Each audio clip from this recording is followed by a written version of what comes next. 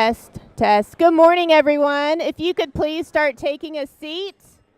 Thank you, Mally. We're going to start in about a little less than 2 minutes. Please take your seats. Thank you.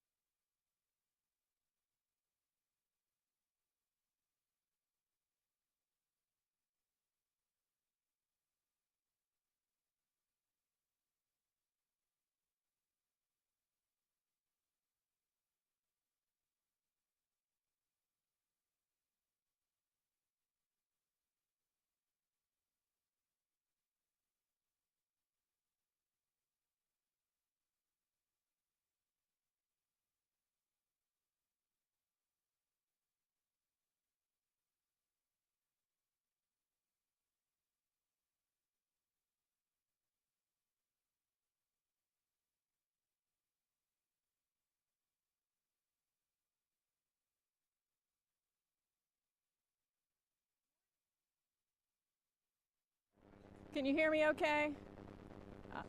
No? No. What about that?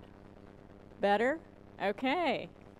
My name's Amelia Quartz, and on behalf of the Education Alliance and its Board of Directors, I'd like to welcome you to our Education Summit.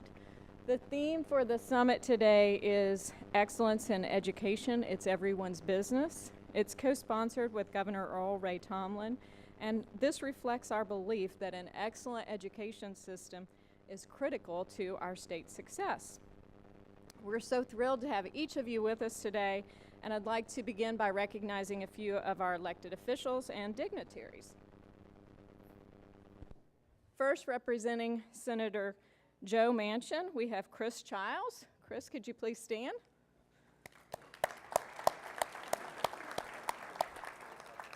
We also have First Lady Joanne Tomblin serving as the First Lady of the State of West Virginia, President of Southern West Virginia Community Technical College,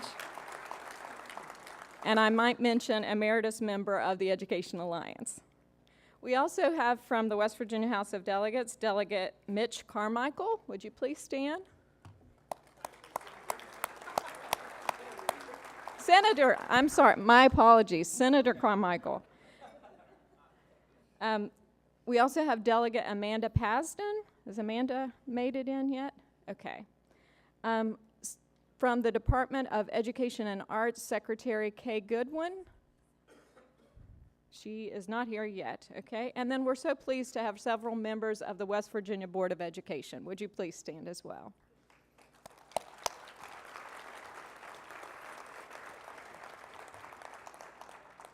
West Virginia has a strong network of business partners, and today's summit also highlights the importance of those partnerships as we look at our summit sponsors. It gives me great pleasure to introduce our lead sponsor, Appalachian Power, and representing Appalachian Power and giving opening remarks is the President and COO, Charles Patton. Mr. Patton, as you'll learn from his remarks, is a tremendous supporter of education. In addition to his duties as President and COO of Appalachian Power, Charles chairs the Governor's STEM Council, and he also serves as a member of the Executive Committee on the Education Alliance Board of Directors. Please join me in welcoming Mr. Charles Patton.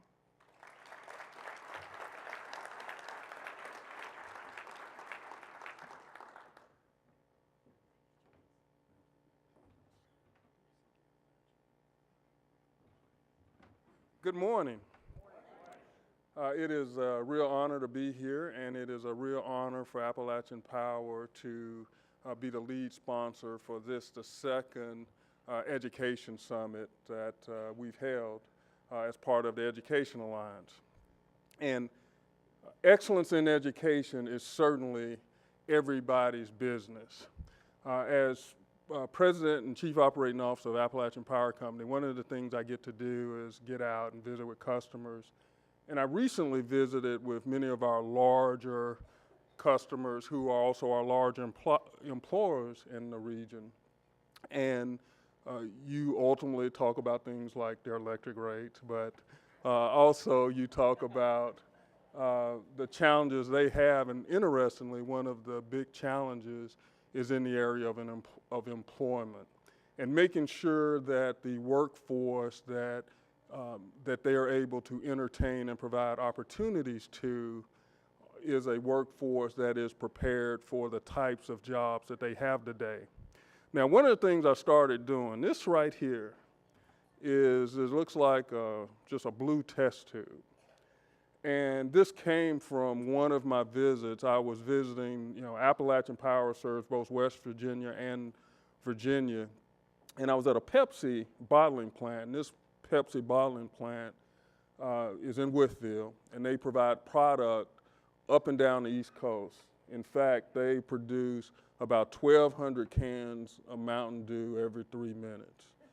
And that's a lot of Mountain Dew. And they had 2 people running 3 lines. One line was Mountain Dew that day, and the other line was water.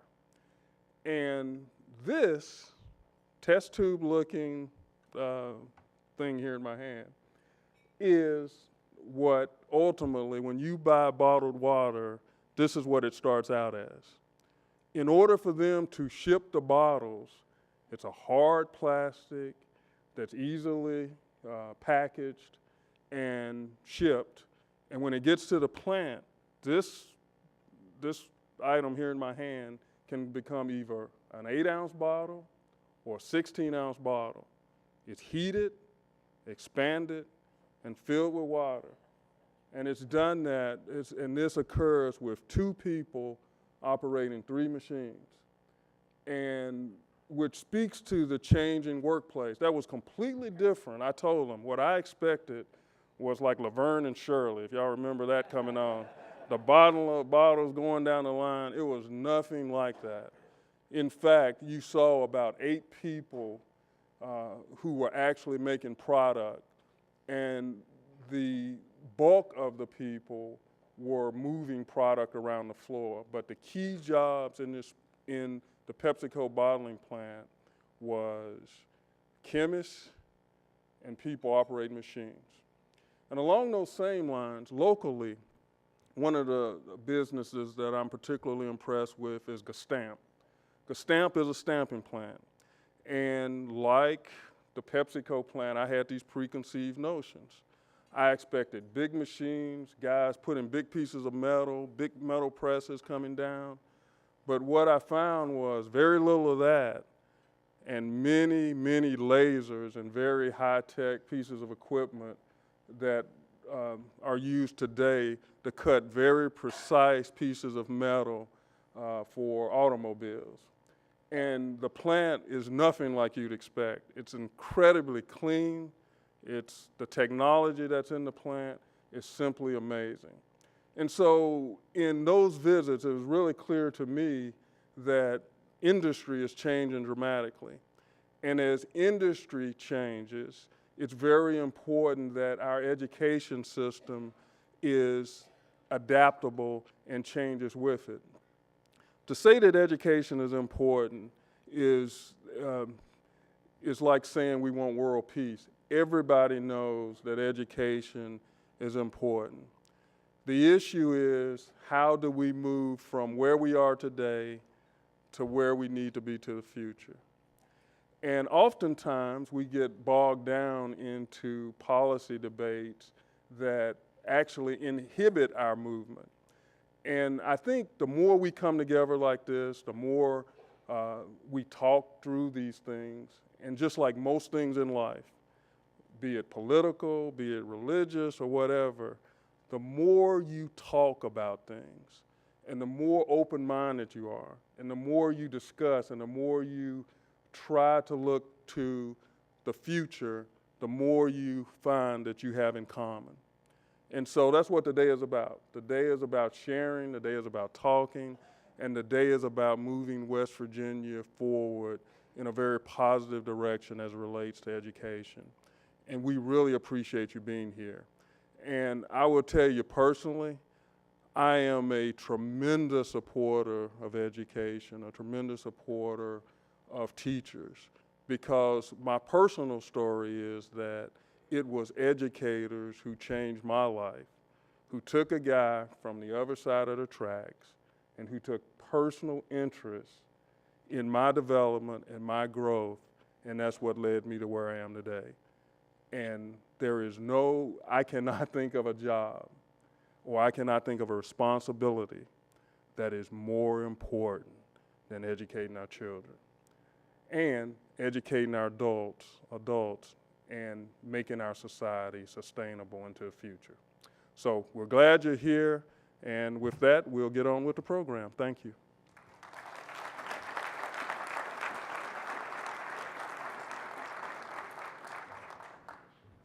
Thank you, Charles, for those inspiring opening remarks. In addition to Appalachian Power, we also have other sponsors that I'd like to recognize at this time. So when I call your name, please stand, and we'll recognize all of our sponsors together at the end. First, AT&T. Please stand.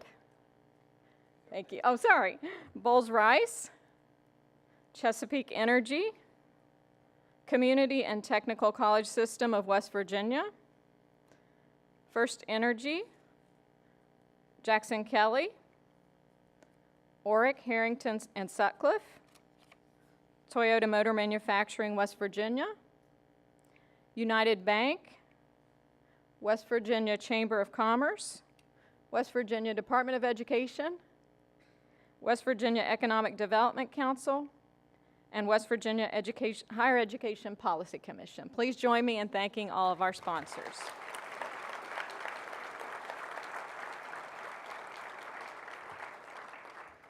We would also like to acknowledge the partnership of West Virginia Public Broadcasting that will be live streaming today's events. So folks from across the state will be able to participate, and you'll also be able to share the event after today as you forward that link to them. We're also pleased to have the partnership of the West Virginia School Boards Association, and also you may have noticed the AmeriCorps volunteers, the folks in the blue shirts, who are helping us by serving as greeters today. Please join me in thanking all of our partners.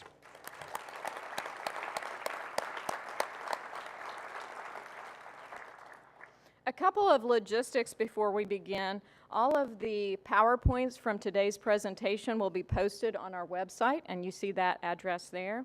And we also have a hashtag for how many social media followers do we have out there. Okay, great. Please join the conversation in social media by following our hashtag WVEdSummit. As we begin today's agenda, there were two primary drivers for today's summit. First of all, at last year's summit, we focused on the need to equip the public with fair and transparent information about their schools. We now have a new accountability system that does just that and rewards schools for showing growth for all students and driving up performance for all students. So a key driver for today's summit is how can we personalize learning to really focus on that achievement of each and every individual student.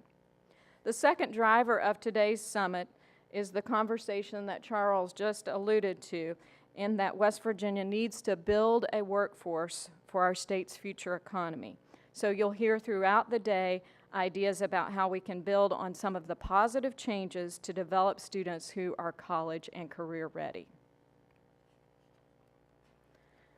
At this time, I'm going to ask all of those individuals that are on our business roundtable if you'll please come and join us on the stage. While they're coming, it gives me great pleasure to introduce our moderator.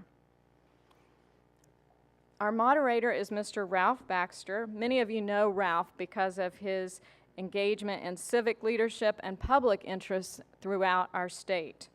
Ralph is a senior partner with Oric, Harrington, Sutcliffe, whose Global Operations Center is in Wheeling, West Virginia.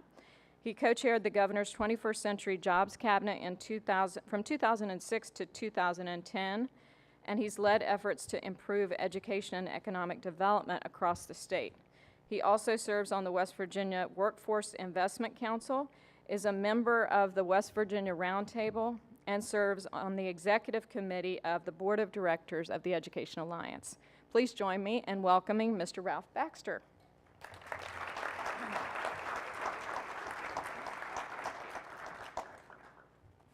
Thank you, Dr. Kortz, and good morning, everyone.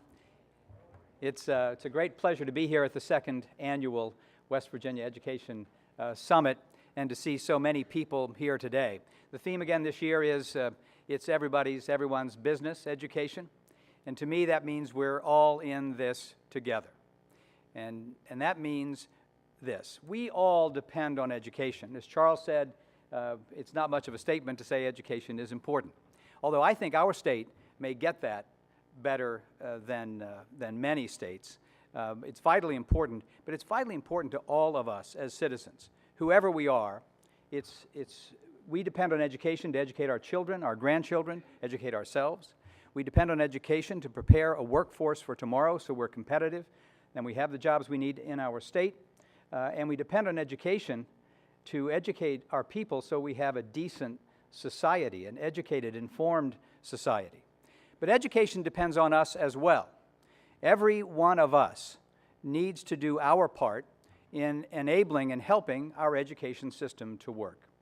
This first panel is about this mutual dependence. We're going to focus on business, but business is no different than every one of us as citizens. We're going to focus on business and how it depends on education to achieve its goals, to be successful in our state, and how education can contribute, how the business community can contribute to helping our education system flourish. We have a great diverse panel in terms of industry from across the state to talk about these subjects. You've already met Charles Patton from Appalachian Power in the energy sector. Next to him we have David Ramsey, who is President, CEO of CAMC Health System here in Charleston. Next to him is Nancy Paxton, who is from Gestamp, that Charles mentioned, and from the manufacturing sector. And then, last but not least, Mark Hall from Oil and Gas at Braskem. They're going to talk about two subjects. I've asked each of them to talk about how they depend on education, and then, in turn, we'll ask each of them to talk about how they can support education. So, let's start with Charles, and we'll move across the panel, and each panelist will take a few minutes to talk about this question. Looking out at the audience full of educators, how can our K through 12 system, how can it best prepare our children? What do you need them to prepare our children to know and to be able to do to be able to work in your company? Charles? All right, thank you, Ralph. So first of all, the electric utility industry and Appalachian Power Company in particular is a large company. And as a large company, it has many types of jobs there. Everything from HR to community relations to accounting to engineering. So it is like many large companies. There's a plethora of job opportunities there. And if I was to say what is the common denominator, regardless of what you go into in our particular business, it really gets to two things. First of all, you have to have the ability to understand numbers. So, of course, that ability is more complicated as you become an engineer. You get into more specific technical aspects of our business. But understanding numbers at varying levels, depending on what profession you have in our company, is tantamount.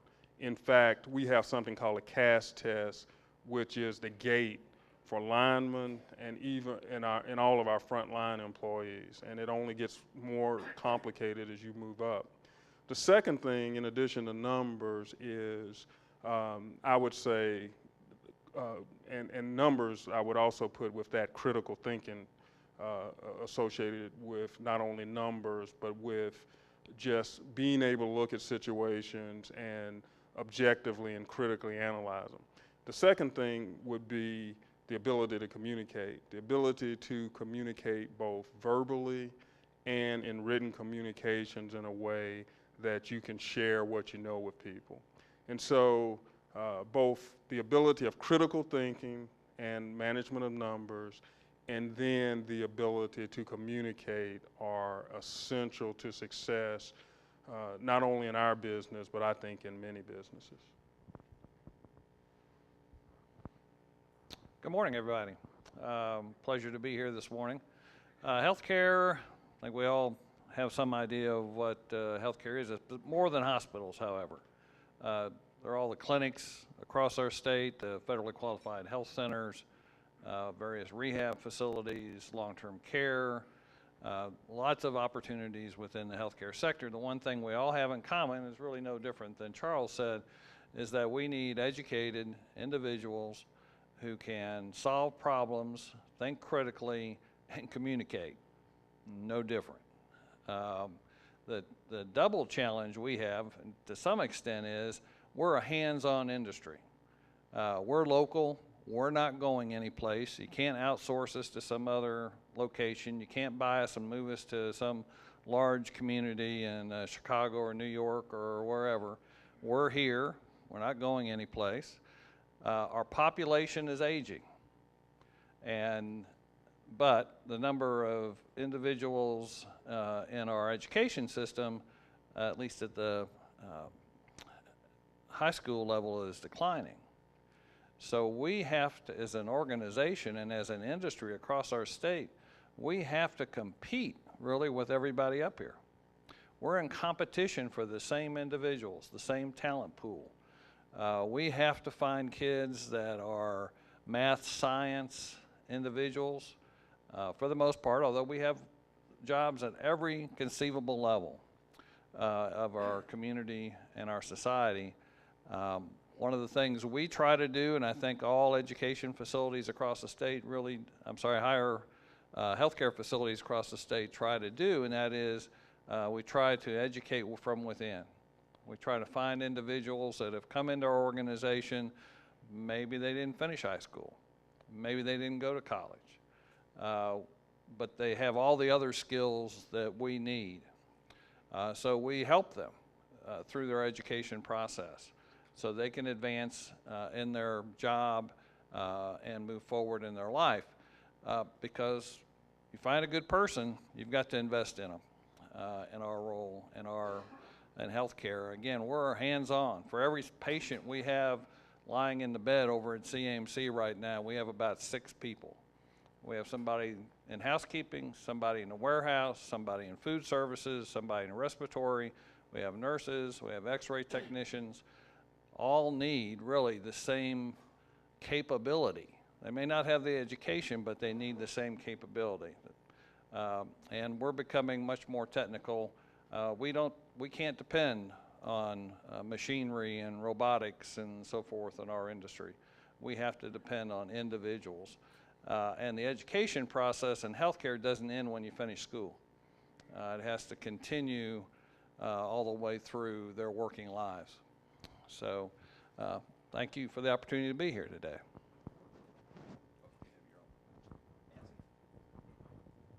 Being in manufacturing, we utilize the services of both these gentlemen, or our employees do.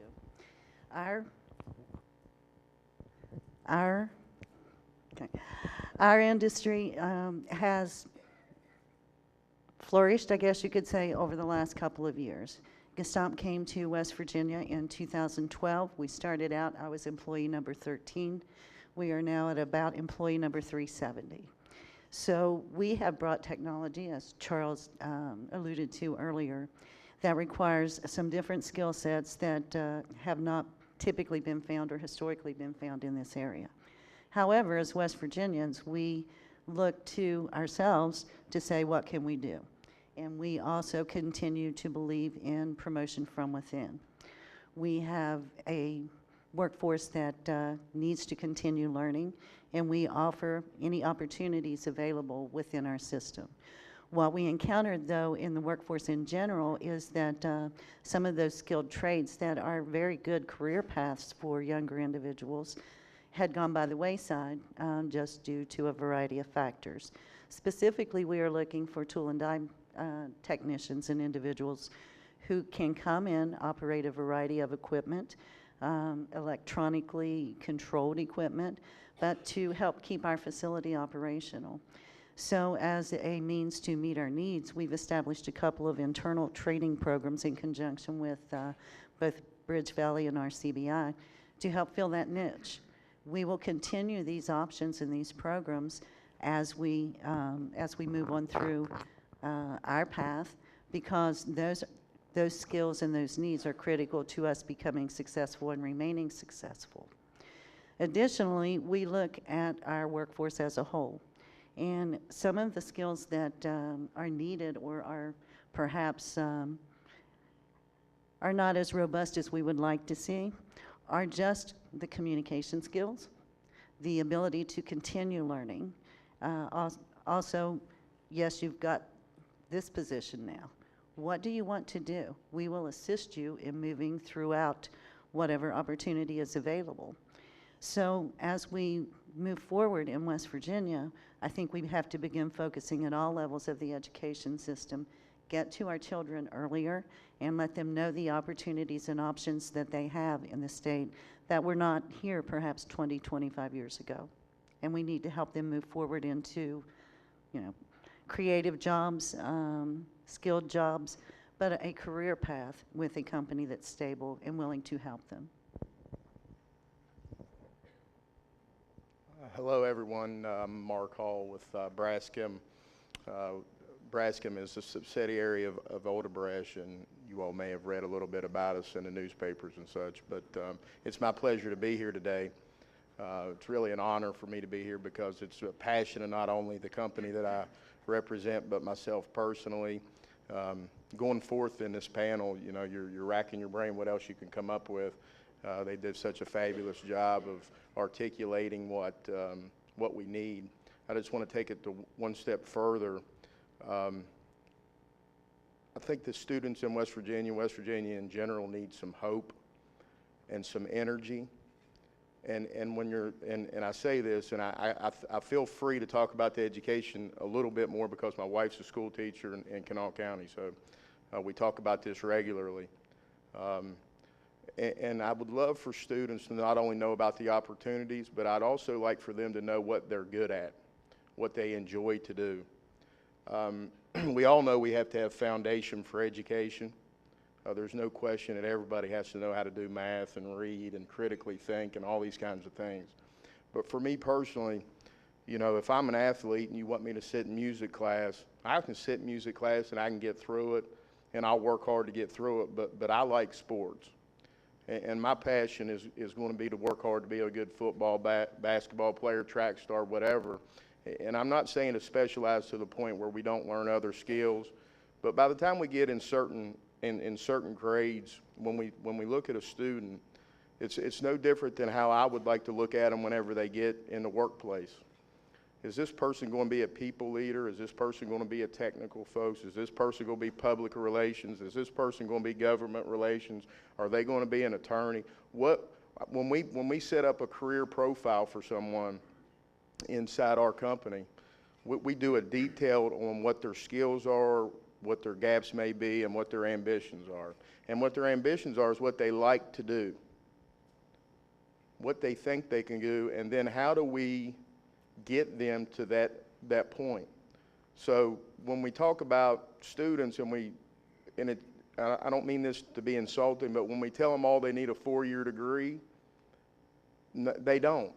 The reality is they need to do and get a skill that they like to do.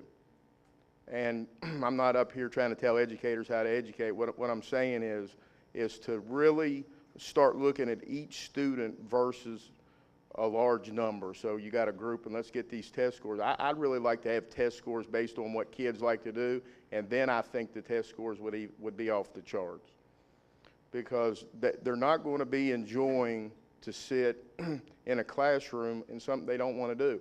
If a child likes to work with their hands and we're going to tell them they got to work behind the desk, I'm not saying they can't do it, but are they going to be motivated? Are they going to make Braskem a great employee? Are they going to make Charles a great employee? Probably not, because they're not doing their passion. And sometimes what industries fail to do, because I'm sitting here telling you all the things about education, the things that industry has not done is let students and educators. We'll go in the same order. Charles, if you would start. Okay. So first of all, I have to applaud Mark for his comments, his very passionate comments, and there's one thing I do want to build upon, and that's this concept or the idea of how we perceive ourselves as West Virginians. I'm an adopted West Virginian, I guess. I've been here for 4 years, but how do we perceive ourselves? And I don't want anybody to misunderstand what I'm about to say. Right now, coal is under siege, and Appalachian Power Company is part of the battle to push back on the EPA on rules that don't make sense and so forth and so on. So, you know, I don't want my coal friends to misunderstand what I'm going to say. But look, we're more than coal. And when we allow ourselves to get in the dumps and say that we don't have a future without it, we're doing a great disservice. And so while we have to fight for the ability to preserve and continue to protect that industry, it's also important for us to realize that there's a wealth of other industries that are in this state that we have to take as equal amount of pride and energy in making sure they're successful. And the people here on this stage represent many of those businesses which can carry West Virginia well into the future. So I appreciate Mark, because the psychology of your expectations of being a West Virginian is really important. If you believe that there's hope and there's opportunity, there's a different mindset than when you don't believe that that exists. So again, I applaud Mark for going down that path. As far as Appalachian Power Company and any business, I think it's very important for us to partner with the education system, with the communities. What APCO has done thus far is to participate in efforts like this. We have adopted schools throughout our service territory, primarily elementary schools, to where we send people in to read. We support reading programs and things like that. The area where I think we need to do a better job is around reaching out to schools as it relates to vocational training and allowing our students to understand what opportunities really exist in our business. And we failed in that area primarily because we went through a period of time where we really didn't do much hiring. We became a very stagnant industry. But as someone else pointed out here, up here on the panel, we have an aging workforce. And in the next 5 to 6 years, there is going to be a huge movement, a huge exodus from our business.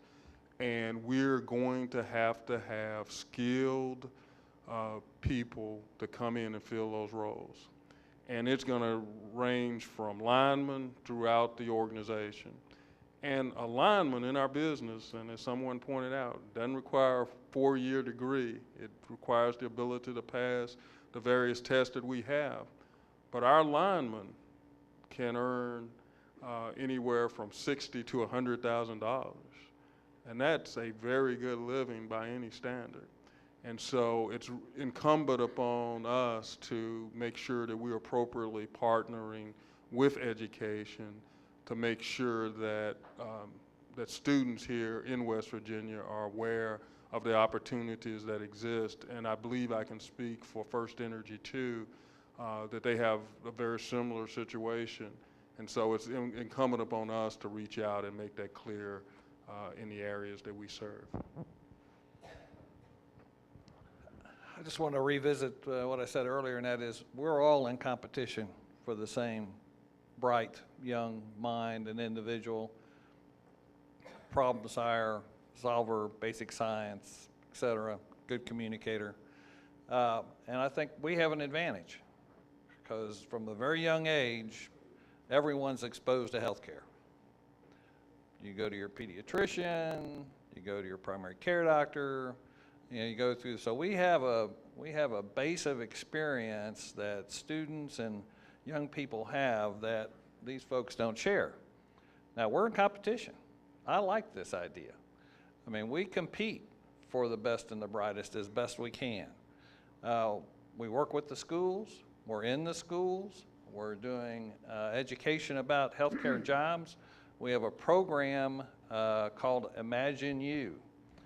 We videotape a surgery. We used to have students come into the operating room and actually watch surgery. Actually, we did it in a conference room with the video cameras taking place right at that point in time. They could ask the surgeon questions. Now we have to do it because of HIPAA. We have to do it through video, but it's the same thing. The surgeon that performs the surgery has the opportunity to answer questions. I mean, we try to engage these kids into saying, I want to go into healthcare. I can get a good job, I can get a good salary, I can get decent benefits. My company's not going to pick up and move on me at some point in time or be bought by some other large organization and move my job out of town. I mean, we are in competition for the same individual. We have a medical explorers post at the hospital, trying again, the brightest, most motivated kids that we can find in our community. We need them, we have to get them, so we're out there competing for the jobs, competing for the talent pool, really. We are relatively new to the area, but I've been involved with the education system a long time throughout my career. And I think that Mark touched on something that is become very evident to me and the folks that I work with, and that is that we need to engage students earlier in their school life. All students are not going to attend college, but that doesn't mean that they have to forego an opportunity to make a good living, as Charles iterated. Some of our positions are very well paying as well. You can make a good living as a member of the skilled trades, as a member of our quality department. It's a matter of how do we engage not only the students, but I was fortunate enough to speak with a couple of my cohorts from the local area last week, and we're all experiencing the same thing. It comes down to a lot of our students are not being prepared to move into the workforce. They don't understand the work ethic, and part of that is our fault, right? But also, we realize that we haven't taken the opportunity to reach out to educators as we should have and allow them to understand how the industry has changed. The technology is growing by leaps and bounds, but we've not necessarily shared that information with those of you that have direct impact on the future workers of West Virginia. So we thought that perhaps developing a more collaborative approach with the educators would be of value to all of us, as well as taking advantage of any mentorships that we can work through in the school system. And we've come to realize that this is really a social problem across the board in this area. So how do we engage not only at the educators level and the individual level, but how do we reach out into society and allow folks in this area to know that there are a lot of opportunities out there? So we need to work within the education system and work collaboratively to develop those paths that help not only us receive good employees, but to help individuals realize that the career paths in West Virginia are much broader than they were even 20 years ago. If we can work with you, we would certainly love to do it, but I think we as business people are now reaching out to the groups such as this, and also those that are involved in some of the social aspects to help begin moving us all forward. I'm back. No. Again, it's kind of hard to follow these three, but for me, when we talk about collaboration, I mean a real collaboration. I mean, we bring students to our facilities. We let them see what jobs that, you know, these plants or these power plants or hospitals, they're just buildings to folks that drive by them. They don't know that there's something, what I call living inside of them. And for students that sit in your all schools that don't have a parent working at one of these facilities, that don't have a role model to look up to, when we come to them, we say, hey, we've got an accounting job, or we've got a process technology job, we've got instrument mechanics. They're looking at you like you're talking a foreign language to them. When I was growing up in this area, there was a real collaboration between companies and schools. And what's happened is the reality of it is a lot of it's the industry's fault, because I think Charles said it great, is not only were we not hiring anybody, we were laying people off in industry. That's the truth of it. So I don't ever just point the fingers this way, because there's fingers to be pointed back here as well. But in order to change this whole mindset, we've got to get back to working together. And I don't mean just at these types of events, because these are the ones that you get here and you talk about it and you stir ideas. Somebody's got to be the person that starts driving the result. The result is there a kid sitting at George Washington or South Charleston that listens to Mark talk, comes to a facility, gets energized, gets a technical degree, and then I hire him or Charles hires him for the job. It's all talk until we start showing some results. And then when that student goes to a football game at South Charleston High School and says, yeah, I did this, this, and this, they have somebody to touch. But right now, for me, we got to get to a point where there's some real action taken, and to the point where industry says, you know what, we've got to help here. And until we get to that point, I'm not going to be convinced that the right students are getting energized about what they want to do. You see it across all other spectrums. I mean, if there's a college scholarship to be given in football, you see recruiters out here hounding a kid for 2 years trying to give him a scholarship. Well, industry's got to be similar. Look what we've got. You know, we've got these jobs. I mean, everybody sitting on this panel basically has the same jobs. I mean, and if we stir this up, we'll be competing for talent, but at the end of the day, we'll all be happy with the talent that we get. So from my perspective, I really want to see industry step forward and help educators with, if you all do this, you'll have somewhere to go to get a job. And that's also in adult education as well, because we've got a lot of folks, if you read the newspapers, unfortunately, Charles hit on, that are going to need to be re-educated. I'm not just talking about, you know, students in high school or middle school. There's a lot of folks out there that need help in West Virginia, and we need to be interested in helping them as well if they want to help.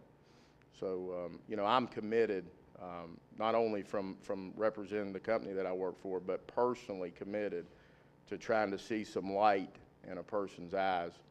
And one other thing I want to touch on is that I know a lot of times with young ladies, when they're good in science and math, we tell them, and this is no offense to Mr. Ramsey, that they ought to go in the medical field. Well, there's a whole nother field out there for young ladies that are good in science and math, and we need to expose them to those opportunities. So I'm off my soapbox now. All right. I think we all have them. So this panel really sets the table for this idea that we're all in this together. You couldn't, I don't think, hear a more sincere expression from an employer group than you just heard, that they are willing to be part of the solution, to help us do a better job in education. Each one of these employers just told you from very different settings that they need you, the you being the educators in the room.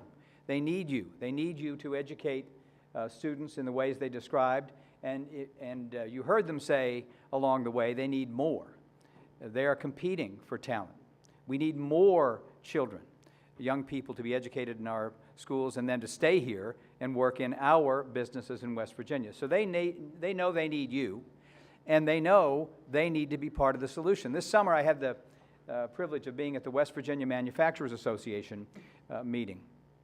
And I was really surprised, and maybe I shouldn't have been, at the focus on education and how important it seemed to everyone in that room that they, as members of that organization, found a way to contribute to making education in West Virginia more effective.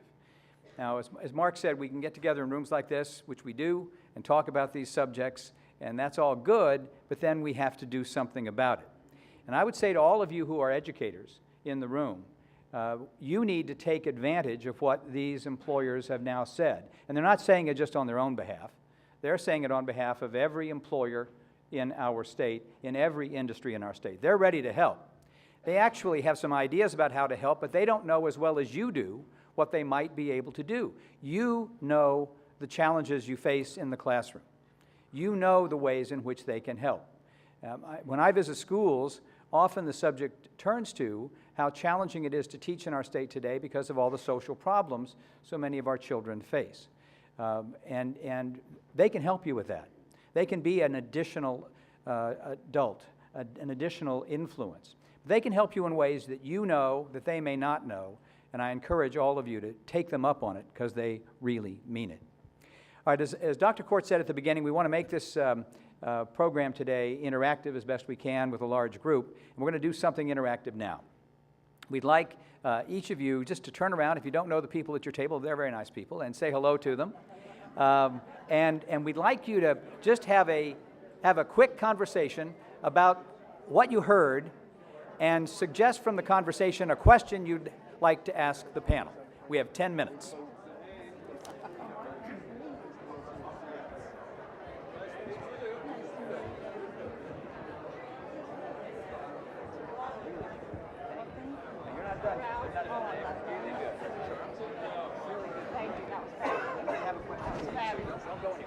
Yes, that's what I was going to make sure you cannot run off.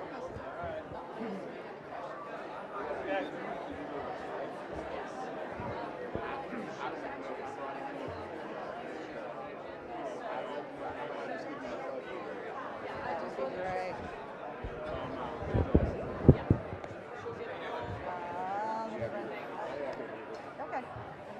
Now, You have to stay here with me.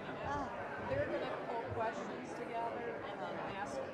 Okay. Can I get you, want some water? I'm good. Federal Reserve, and the guy started reading, and I shared this with you, and they were sharing statistics on West Virginia, and I was shocked almost at how positive some of them were.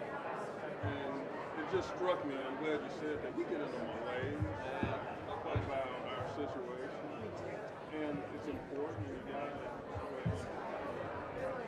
think that your best years are behind you. It's almost psychological. You gotta say, we're going somewhere. We're going somewhere good. I have.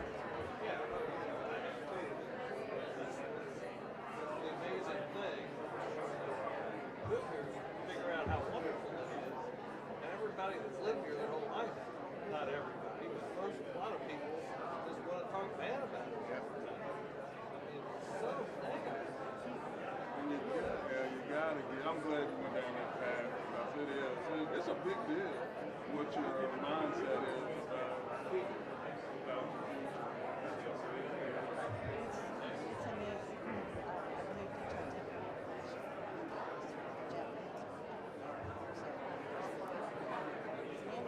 So we're going to have people coming around to pick up your pithy questions. If you wave your a piece of paper with your question on it, we'll have it picked up.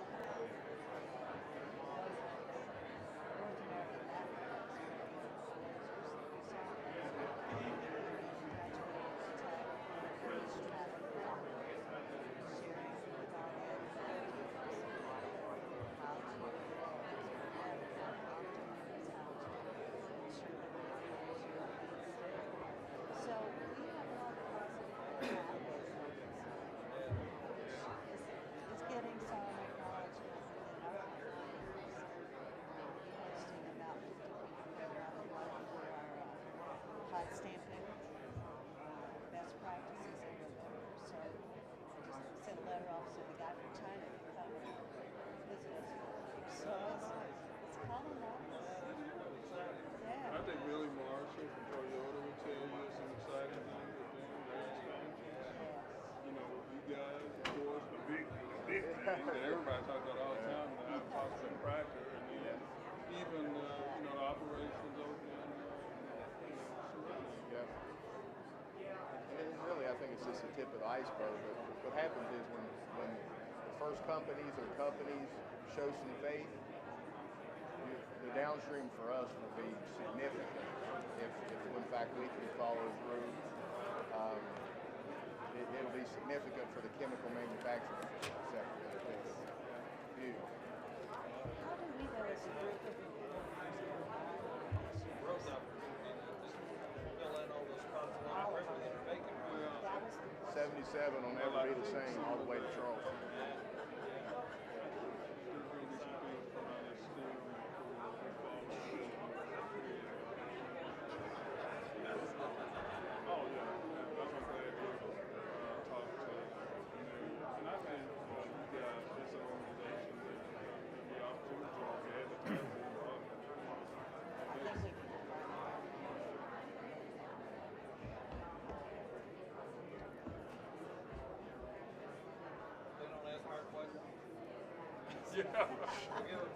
I'll make up one. Don't worry about David. I'll make one up. Yes, they are. Taking too much time. All these smart people. Yeah. A little overwhelming. I can talk business, not education. How many we got? Yeah.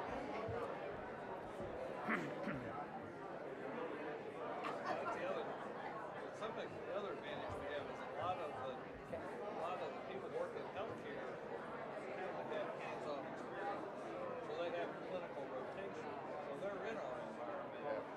You know, they're part of their schooling. They've got so many hours. Okay, if we see any other questions ready in the room, if you just hold up a question, if you have one, we'll pose it to our panel.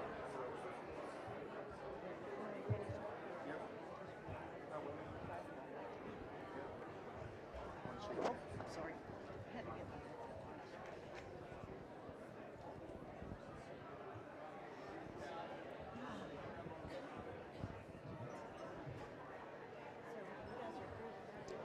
Yeah, we're really excited. I know from the state's perspective, folks, it probably seems like we're going 1 mile an hour. Thank you From very our much. perspective, we're going 1,000,000 miles an hour. So it's just such a large project.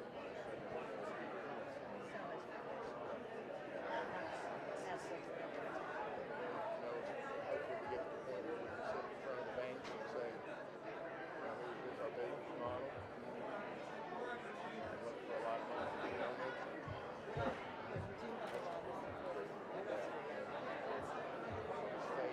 everybody's been great. It's been, you know, even other companies, everybody's offering Okay, and then just go and then just introduce him. Okay. the advantage And of having,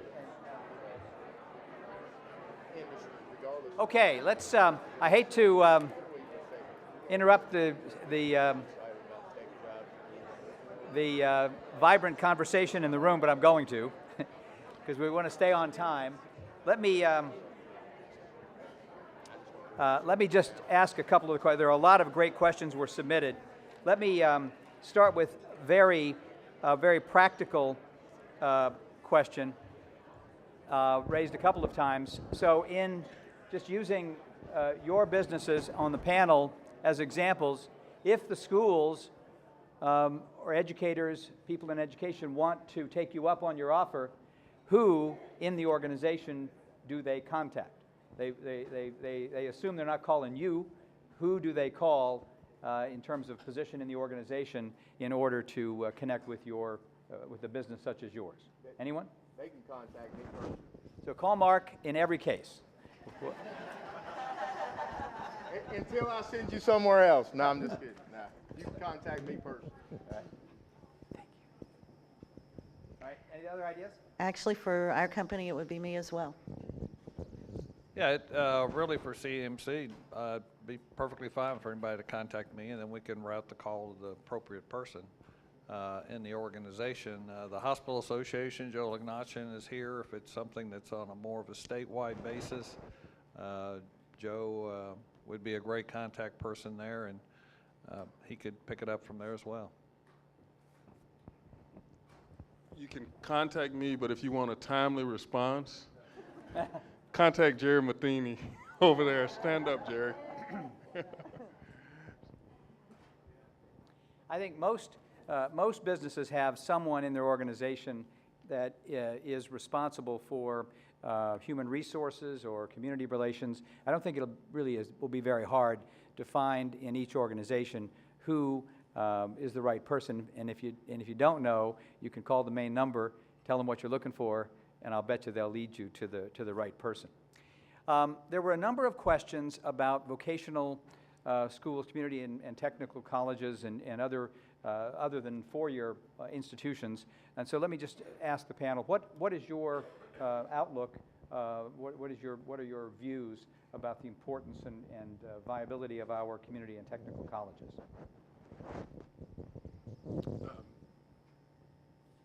They're critically important. We had a specific relationship with New River, for example, up in Beckley, where they had a program that was specifically, or have a program that specifically targets linemen and frontline utility work. So to the extent, again, that you can partner with vocational and technical schools to develop unique curriculum, that is important and valuable. Yeah, I have a bit of an advantage because we already have a well-defined relationship with many of the two-year degree programs and community technical schools, just because of the nature of healthcare and education of a lot of our specialties and individuals we hire. So it's a long-term relationship for us, so we're fortunate in that, and just about every community of any size in our state has those kinds of healthcare related programs. The community and technical colleges have been instrumental in helping us, again, grow our own, if you will, relative to the skilled trades in two separate programs and two levels within both of those programs. We most likely will start another CMM type program shortly, so they are invaluable to us. Just as recent as last week, I visited WVU Parkersburg and the Advanced Correct Technology Center up here on the hill.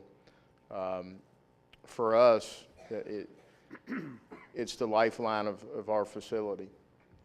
I mean, when you start talking about technical background, we will hire, and I'm gonna give you a ratio here that's probably on the low end. We'll hire 5 to 1. We'll hire 5 techs versus 1 engineer. So the reality of it is that we've got to have not only the schools but the curriculum that we're looking for, and we need them to work collaboratively, which I have expressed that. The chancellor was great to work with us, Dr. Tracy. I see Jeff sitting back here represents ATC. So for us, it's the lifeline of our facilities.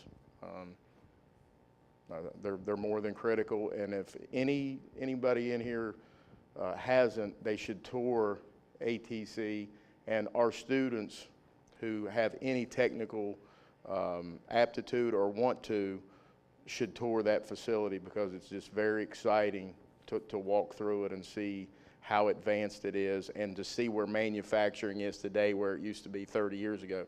I mean, the facility is very clean, and students will just be very energized as they walk through that facility. So they're critical for us. Okay, a related question. To what extent would your people that work for you, be able and willing to hands-on provide tutorial help in schools on math and science issues? And of course, that in your case would be as applied. Reactions? As I pointed out earlier, we have had some programs. I think there's opportunities for improvement there. For me to tell you today, as much as I'd like to, that we could do A, B, and C, I can't. it's a situation of where, and I think what this conference is about establishing collaborative relationships where we can figure out what works. And to date, I can't tell you what that is outside of the small programs that we've had thus far, but I would say that the door is open and we are interested in entertaining ideas around expanding our presence in that space.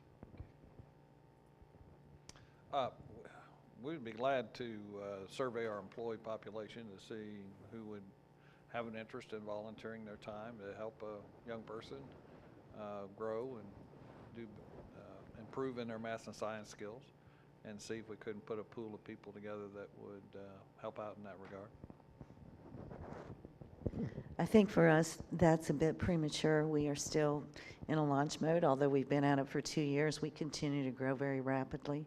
But as we continue to grow, I would love to see us develop some sort of mentorship and support within the school system itself. Most of you all may or may not know, but we have a facility in Wayne County currently with about 120 employees. We have a very strong tie with Spring Valley High School, who in my mind gets it when it comes to the technical aspect of things. They have an energized school when it comes to technical skills. We spend quite a bit of time there from a mentor perspective. I think we could do a better job from a tutorial perspective. So we are going to try to ramp that up. We understand it's a bit of a gap of ours, and we're going to try to be in that high school more. And then also we have a very good relationship with Sarita Canova Middle School. So the relationships there, now we need to better define exactly what the needs are for the students. But we understand it's very important, and as things progress for us here in the state, hopefully we can be more involved with more than just Wayne County. All right. I think on this last question, we see the seeds of something pretty important. Obviously, as we think about how children learn, the more we can make the education relevant to them, cause it to have meaning and be worth studying, the more likely they're going to be to pay attention and take in the information. And the more we can work with employers, as they are offering to do, to come into the schools and work as tutors, but tutors in the context of this is what we do to manufacture or to do whatever we do at our business. This is how it applies. This is how it works. The more likely we will not only help the children learn the skills and the knowledge, but will motivate them to do something with it, which is a big part of our challenge. We have a number of other questions were submitted. We won't be able to get into them all in the time allotted, and some of them actually suggested further work for the Education Alliance, the State Board, and so on to do beyond these employers, and I'll collect those up and share them with our leadership in the state. Let's give a big round of applause for our panel.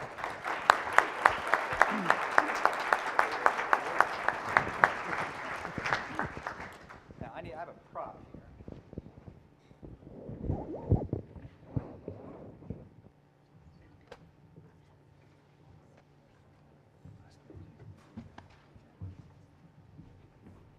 So in our next session, we're going to turn now to implementation in education.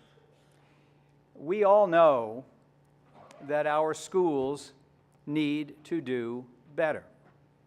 We need to achieve better outcomes. And that's notwithstanding that we spend a lot of money per capita on our students in West Virginia. We have great teachers. We have great schools. We have the infrastructure, but we need to do better. We all know that. Everybody in this room knows it. As Charles says, that's axiomatic. And we know that's going to mean change. We all know it.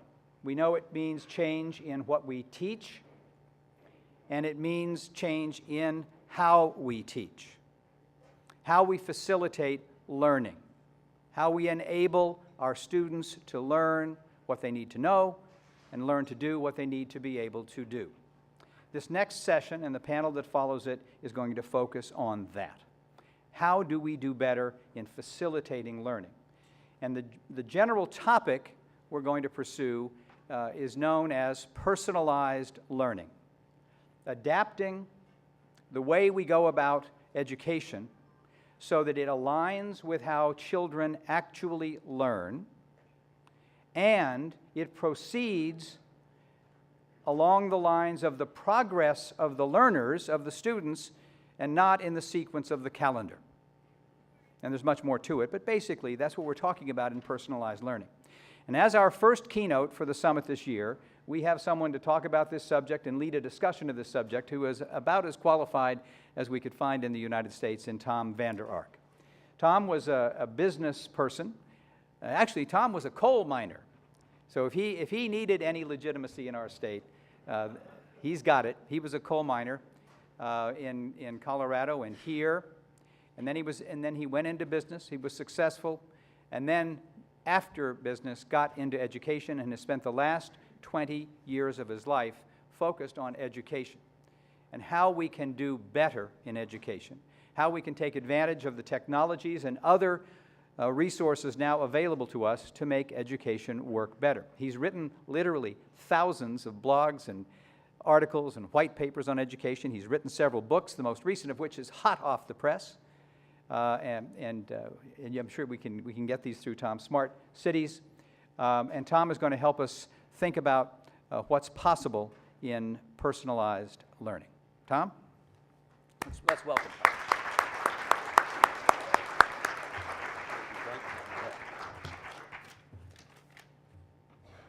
I need that. I need the clicker. Hey, it's good to be back in West Virginia. I started my career in Morgantown a really long time ago, 1981, and spent a couple years in a deep mine in Waynesburg, just across the border, and then spent a couple years in Pineville, Paintsville, Hazard, and punch mines and surface mines. So I know a little bit about this country, and I've enjoyed coming back as often as I can. We are going to talk about my favorite subject, the revolution in learning. I love the fact that this is a business organization thinking about education. I told Frank a few minutes ago that my boss, I was a CFO of a public company when I was 30 years old, and my boss forced me to get involved in education. First, he made me join the Chamber of Commerce and then a public education coalition, just like the Alliance. And then he said, I want you to adopt a children's charity and take them to the next level. And it was that combination of visiting schools and looking at data, listening to stories like we've heard in the last hour, that convicted me that I needed to spend the rest of my life trying to be part of the solution in education. So I love the passion and the alignment that I see evidence of here in West Virginia. Skills mean everything in this new global workplace. I want to give you a 2-minute sort of backstory just to put our conversation into context. So I became a public school superintendent in 1994, and so here's a quick history of the last 20 years. 1994 was the year that most states began putting standards in place. So the 20-year formula has been standards and assessments and accountability and teacher development. We have to admit now that just didn't work as well as we hoped. There have been some signs of progress in that period, but definitely not as much as we hoped. The interesting thing is that also in 1994, I really think of that as the year that we begin the anywhere, anytime learning revolution. Two things happened the year I was a new superintendent. One was WWW. Showed up on the cover of Time magazine, and if you read that article, you went, this internet thing might turn into something. It was also the year that Wikipedia was launched. And so it was really the first time in history that you could say, that anybody with a broadband connection could learn almost anything. Now, the problem is that that fact didn't have much to do with the way we thought about schools for the last 20 years, but it started to change in the last 5 years. It started really accelerating in the last 3 years. One of the factors has been, a couple of you have tablets in front of you. I think the iPad was introduced in about April of 2010. And that was the year that mobile traffic really took off.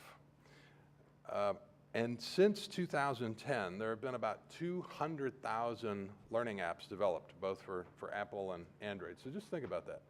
200,000 different applications developed just for mobile learners. A lot of those for early learning.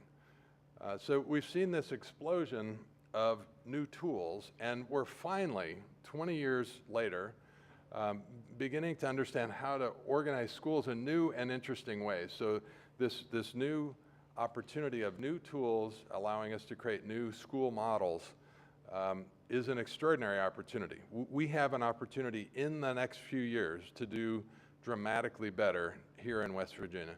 The thing that also gets me excited is that we have an opportunity to share that with the rest of the world. There are probably 500 million kids in the world that don't have access to good secondary schools, which basically eliminates a life chance to participate in the idea economy. So the lessons that we learn here in the next few years in West Virginia are lessons that we can share with the rest of the world. Here's some more evidence of the learning revolution that's happening. When I left the Gates Foundation in 2007, I launched an advocacy company and an investment company. And my venture fund is called Learn Capital. We've invested in about 50 education startups that we think have transformative potential. Here's a list of just 4 of them. So Edmodo is a company we started in 2009. It actually has 43 million students and teachers on it now. So just think about that. That's unprecedented scale. We've never seen anything sort of go to scale in that short order. But Edmodo is a simple online free learning platform. Class Dojo has about 33 million kids and teachers on it. It's a simple classroom management program. Mastery Connect probably has 23 million teachers and students on it. It's a simple assessment sharing platform. And Coursera, the biggest MOOC, has about 9 million learners on it. So the best college professors in the world are sharing courses free to anyone on the planet with a broadband connection. So the amazing thing is that all of these resources are free to teachers and kids. So the amount of free resources that are out there really in the last 3 years is just, it's unprecedented. Khan Academy is another great example. There's probably, last year there were about 10 million users on it, so it's probably 12 or 13 million. So I just helped the El Paso district ditch a $10 million high school textbook adoption, and they adopted free open Flexbooks from the CK12 Foundation. So open source curriculum that their teachers helped craft for their schools. So free and open textbooks available now on a set of Chromebooks. So they took their $10 million and replaced it with Flexbooks and used open content. So the evidence of the learning revolution is all around us. More than half the districts in the United States report that they have or are planning to implement online learning. I think about at least that many are implementing what we'd call blended learning, sort of mixing the best of face-to-face and online instruction. Last year was the first year that the majority of districts dropped their ban on cell phones and adopted a BYOD, bring your own device strategy, so inviting students to bring devices to school. Think about it, most elementary schools, most middle schools have more technology walking through the front door than ran the Defense Department 20 years ago. I mean, the computing power in schools, sort of used surreptitiously under desks, is really extraordinary. And we're finally seeing the majority of schools begin to say, let's at least have a conversation about how we can put that computing power to good use. It's not just the technology that's transformative, it's really how teachers create new learning environments, new learning progressions. That's extraordinary, and we're seeing around the country great examples of schools being transformed by using new tech tools. So I would love to, the evidence keeps getting better and better. These new blended schools are producing great results.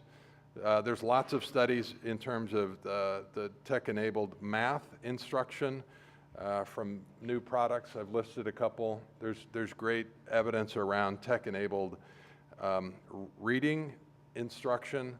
So the evidence is quite good. It's at least tells me, it gives me a lot of optimism that we can do much better and quite soon. So here's how a number of us summarize what's next generation learning. There's a national new and transformed school grant program called the Next Generation Learning Challenge, NGLC. And NGLC is run by Andy Calkins, and he says what's next is blended learning, so combining the best of online and face-to-face learning. This, by the way, has been common in military and corporate training for 20 years. Mark, you probably use a combination of, you don't just sit everybody in a classroom anymore, right? You use a lot of online learning, and when you need to, you get people together. And we've seen military examples of rapid pathways to mastery, so people being very efficient about learning progressions. We're starting to do the same thing in K-12 to blend learning. It's becoming much more personalized, so a unique pathway for every student. And then finally, competency-based, so kids show what they know and progress based on mastery. So those three big ideas summarize what's new in learning. And it's true for K-12 students, it's true for college students, it's also true for educators, that their learning is becoming blended, personalized, and competency-based. So now I'd love to take 10 minutes and just find out what you're excited about. I'm going to ask a couple of you. This one live? That's great. I'm going to start with my friend Chip Slavin. Chip works for Governor Bob Weiss. I hope you fully appreciate the national contribution that Governor Weiss has made.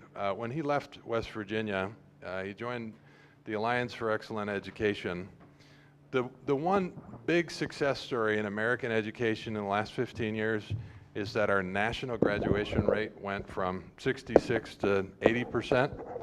The one guy that understood this early and was the most important advocate of better graduation rates for students is Governor Weiss. If anybody gets top billing for the national progress that we've seen on grad rates, it's really Bob. So he's been a gift to the United States, and Chip's been behind every good thing that he's done. So when you think about next gen learning, what do you see as heading in the right direction? Well, for me, and first of all, thank you, Tom, for coming here as a West Virginian. This guy is truly a leader, an educator, a reformer, and to have him here in West Virginia talking about this is so important. But for me, I think the most exciting thing about all of this is something I heard earlier today, and I think it was Mark in the business roundtable when he started talking about students having an individual plan to get where they wanted to go. We call it, at the Alliance, we call it a personal learning path. Other people call it different things. But the idea that students can move through the school system and build on what skills they have mastered until they get to the point where they're in ultimate success. I think that's the most exciting thing to me, is that people are now talking about that. We just heard it today. So you have something called Project 24, which is sort of a planning set of tools for districts. Are a lot of districts using that now? Yes, and all over the country, but most importantly, every single district in West Virginia is part of it. Thanks to the state board, to Mrs. Manchin, to Mike Green, to certainly to the governor, who has made personalized learning a goal for an entire state. That was a term when Tom and I first started working together back in 2010, and we were talking about digital learning and technology. The real reason we were doing that was to try and move the ball forward, to get people talking about personalized learning. It's finally happening right here in West Virginia. Thank you, Chip. State Board Chair Manchin, what are you excited about? Well, all of the above. I think one thing West Virginia can be very proud of is that we are pulling together and pushing forward as a state. So it's not about one district, but it's about all of our districts. Some more rural, some more isolated, some more, we're even thinking a little bit that there are places in West Virginia that are urban. We've never had urban before. But technology is the piece that brings that together. So for our children in McDowell County, and part of the most rugged area of West Virginia, can now feel that they're at the top of the mountain seeing the world, just like our students in Charleston or Morgantown or Berkeley County. So to me, that's what's more exciting. I've always said that in West Virginia, every child deserves the same quality of education, same opportunities. Technology enables that to happen. Great, thank you. Superintendent, that must feel good to come to a place where there's some alignment around this issue, but you've had the chance to see some neat things in other states. What are you excited about?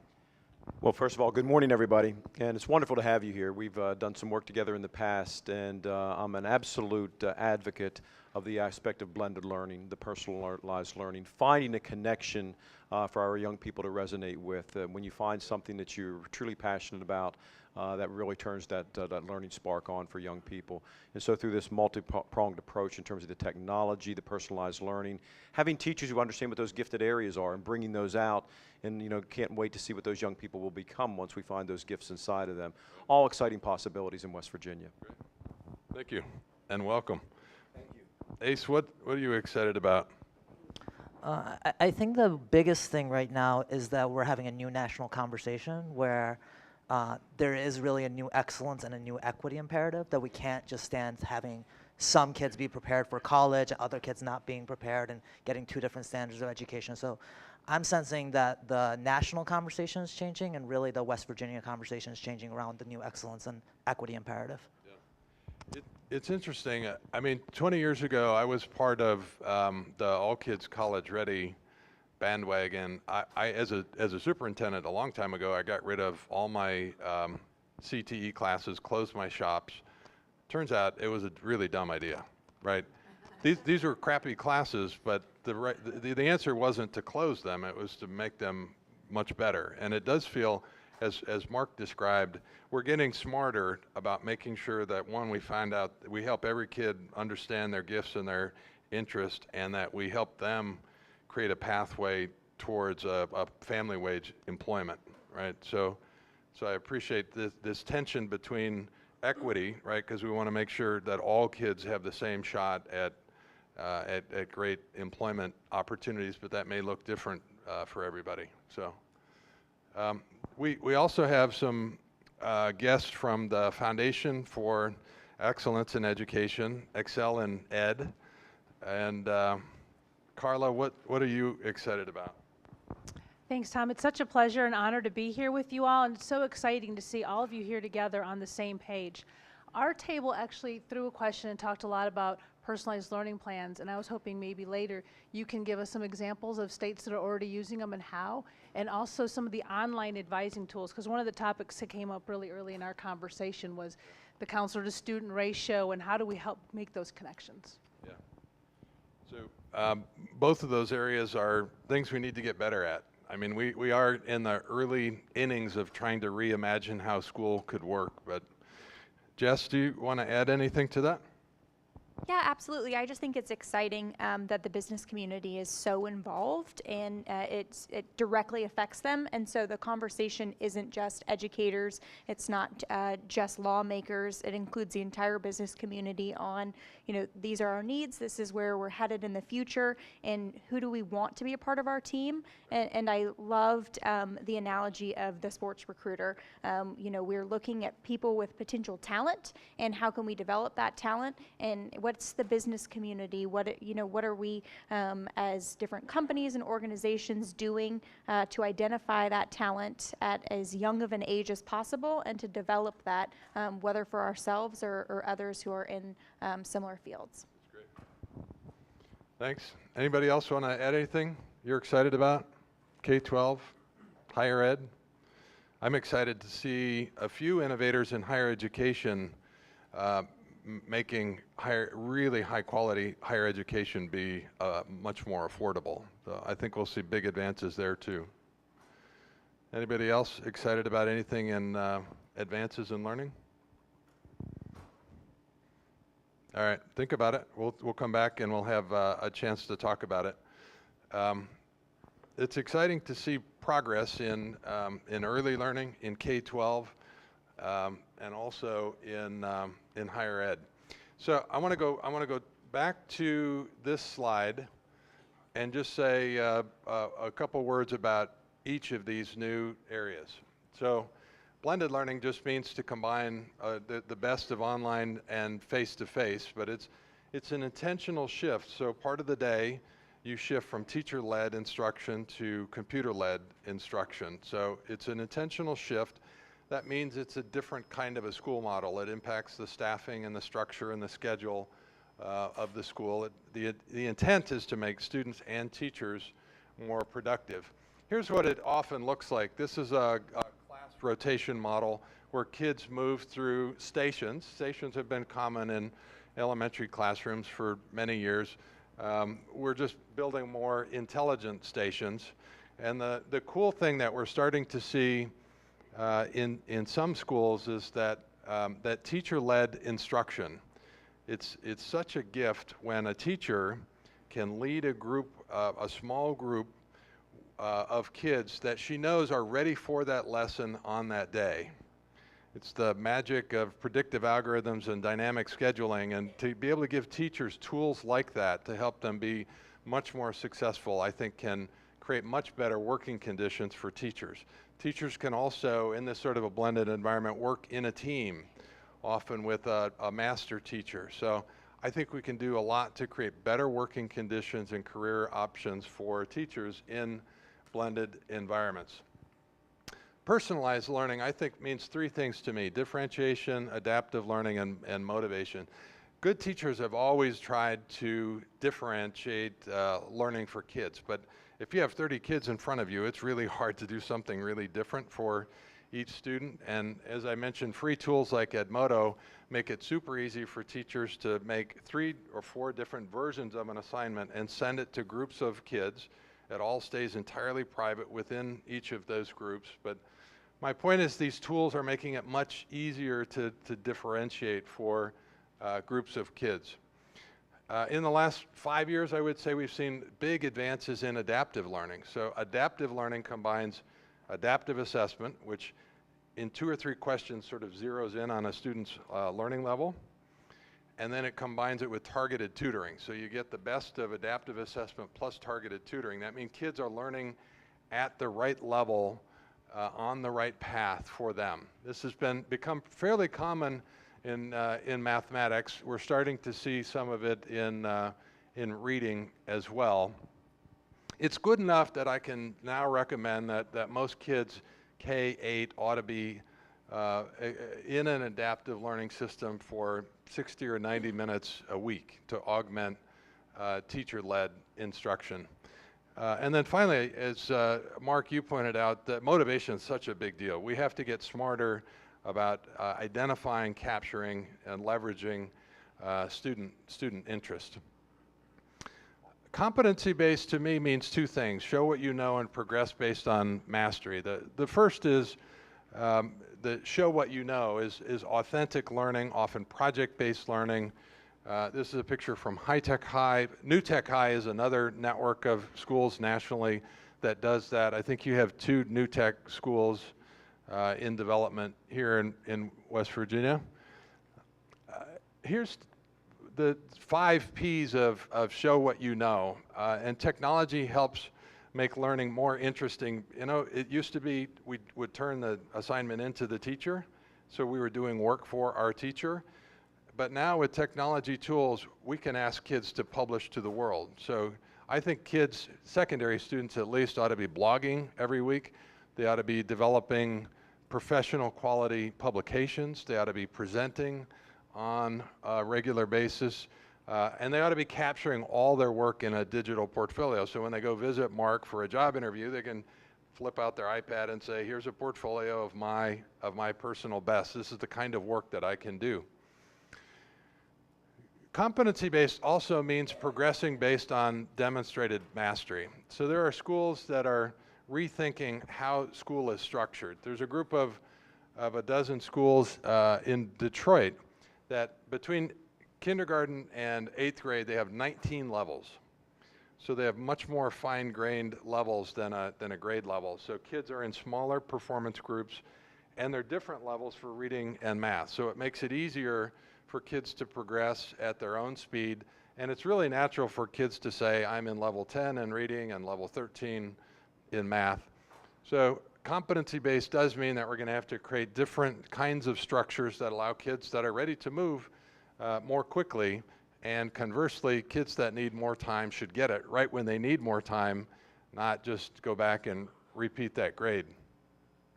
I appreciate your governor's interest in the subject of time. We do need to think more clearly about, I think most American kids need more time than they currently get to reach world-class skills.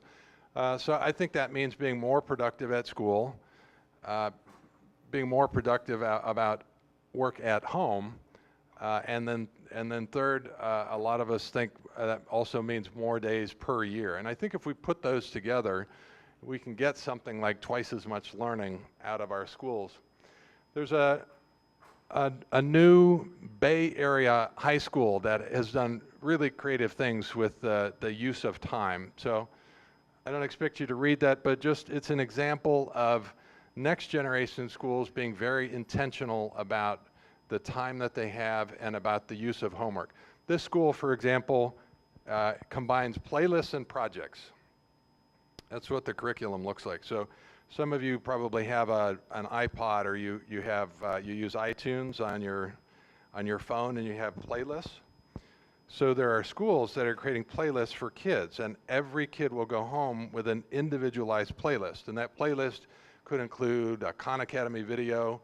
It could include a math game or a simulation. It could include a reading passage and an assessment. But every kid goes home with an individualized playlist, and that playlist prepares them for really interesting, team-based, authentic projects. So blended learning can be very personalized and can combine these interesting elements that help us rethink time. Let me close just by summarizing some of the things that appear to be important in implementation. So I spent the last 2 years writing about the great American cities, and I tried to catalog innovations in learning that were happening in American cities and then draw some conclusions from it. And I came to the conclusion that there's 7 things that are really important to make dramatic progress. And we've talked about a lot of them this morning. But the first one is an innovation mindset. This is a mindset among leaders and teachers that suggests that growth and initiative and collaboration are all really important. So I think we need to help our teachers develop an innovation mindset so that they can share that with our kids. Here's a few of the kinds of things that you would want to hear students say if they were exhibiting an innovation mindset. They'd say, I can learn, I can do this, I know how I learn, I'm interested in learning, I ask questions, I can create value, I belong here. I mean, that's what an innovation mindset sounds like. So it starts with an innovation mindset, and I think that's something that we can teach in every classroom. Second is sustained leadership. West Virginia has been blessed with great state-level leadership for many years, and the fact that you're here today means that you're part of that shared leadership. It's super important. What we've seen in so many big cities is this revolving door leadership, and it's a total disaster for kids and teachers. You know, we saw John Deasy leaving Los Angeles. It's a disaster for LA, that sort of revolving door leadership. So the sort of steady helm, steady hand on the helm, and the business and education partnership evidence in this room is enormously important, and it's not all that common. So I appreciate that you're here. It's a big deal. Talent development, talent matters a lot. That's one of the big lessons from the last 20 years. The city's making great progress. Take hiring and development of people really seriously. I had some friends at dinner that are not educators, and a couple weeks ago, and they said, what was the big surprise for you? Like, what city was most surprising? And I said, Houston. The Broad Foundation thinks Houston has the best school district in America, best urban district. They think they have some of the best school networks in America. Why is that? It's because 10 years ago they made a real commitment to talent. They take it very, very seriously. They're aggressive about recruiting, and they're aggressive about development. Partnerships matter a lot. It's similar to leadership, but partnerships that create alignment between groups of partners is really important. This term collective impact was developed just northwest of here in Cincinnati, and now there are Strive partnerships around America that sort of surround school districts with partners all headed in the same direction. Governor Perry and I created Educate Texas 10 years ago, and that has turned into a terrific example of a public-private partnership that's yielded great STEM schools and great early college high schools around that state. So partnerships matter a lot for education. The sixth thing is one you may not have thought about, but I think it's growing in importance, and that's incubating tools in schools. You need to get better at this. This is one of my punchlines for West Virginia. Every city, every region needs a great incubator. The best one in the country is 4.0 schools in New Orleans. So 4.0 schools is great at three things that you need to get better at. One is they train educators to think like entrepreneurs. They help people get this innovation mindset. Two is they incubate new tools. So when educators come up with a great idea, they give them space to nurture that idea. And they've helped to launch about 45 new organizations, both .com and .org. Third, they help create new schools. So they have helped schools and school districts develop new school models that leverage the technology. So you need a nonprofit shop like 4.0. You probably need one here. You probably need one in Morgantown. You could use a couple.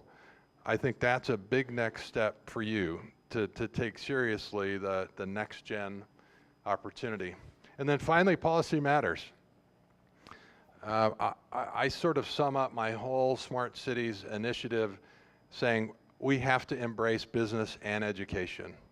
They're both critical. It's hard to do, but we have to do it. We have to embrace skill up and startup. Our societies, our cities, our states need to be really good at helping people reskill, and they need to be really good places to start businesses. So embracing both of those, and there's no better place to have that conversation than here at the Alliance.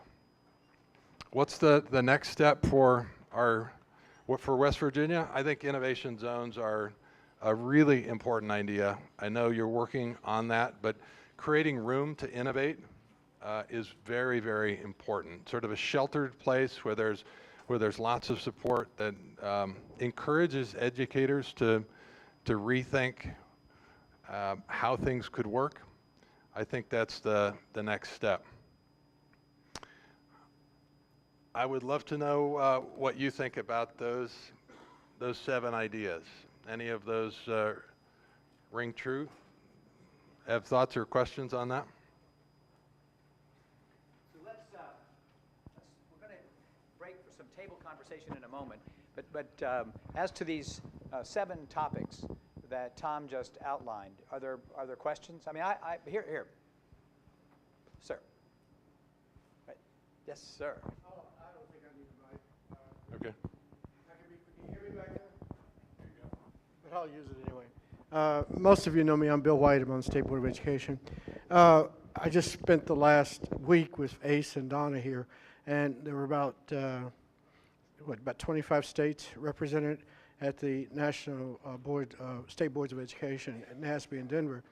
And one of the things you talked about was this whole concept of time, and that is critical nationwide, because we're constantly looking at how can we take the time that we have and maximize it in addition to adding more time, and what's the best approach to take. You mentioned a school, and this is from my own personal edification, and that is you mentioned a school in the Bay Area that has been very innovative with time. And I'm the chair of our Reimagining Time Committee here in West Virginia. So I'm really curious to know where that school is so I can contact them. But more importantly, I think what we need to talk more about is that more is not always the best way to go. Because most of the people, when I talk to them about time, they just want to add more hours to the day. And there's some great models out there that show that people are taking the time that they have and they're using it in different ways, and it's working better. But they're also doing it individually for their communities. I don't think that one works, but that one does. So, well, I think so. The place to start is use the time that you have better, right? You don't want to just add hours to the day or add homework for the sake of doing it. The place to start is make sure you use the time you have better. We waste a ton of time in schools, particularly secondary schools, and the problem is we've built schools that are sort of lockstep, so half the kids are bored and half the kids are struggling to keep up, right? So it's not a productive use of time. So blended learning and personalized learning environments can make school time more productive, and then rethinking homework and making that more interesting, engaging, and more personalized are 2 places to start.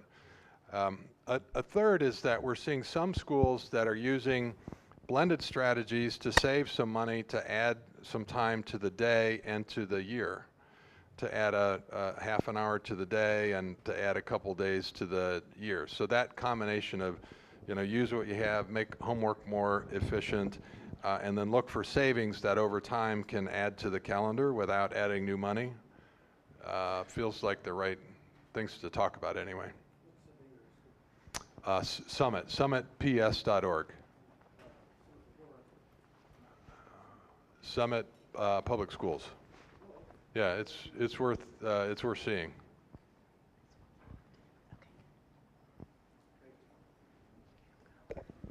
Okay, any other questions or observations for Tom at this point, or otherwise we have a few minutes for table conversation as we did at the earlier session, and we'll generate some questions. So let's take about 10 minutes and ask you to talk at your tables about what Tom has said so far, and then we'll see what questions that generates. Then we'll take a break, and then we'll go to our panel.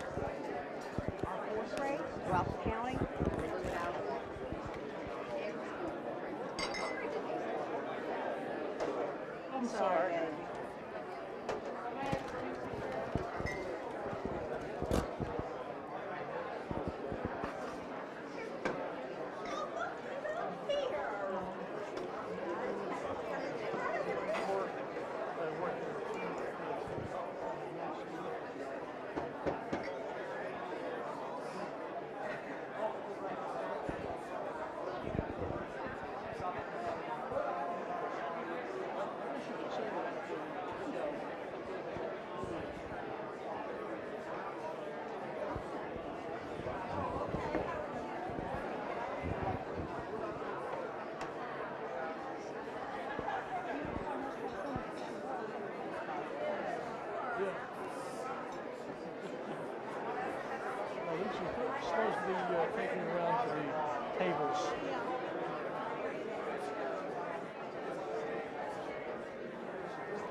Nasty questions coming from that side of the room.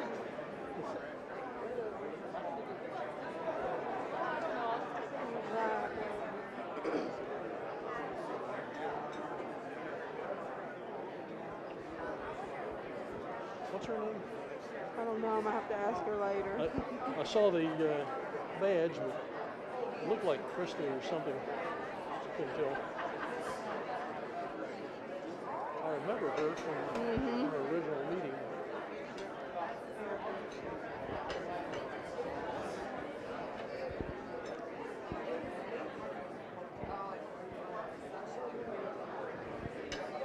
I already did the fruit. I had to grab something else.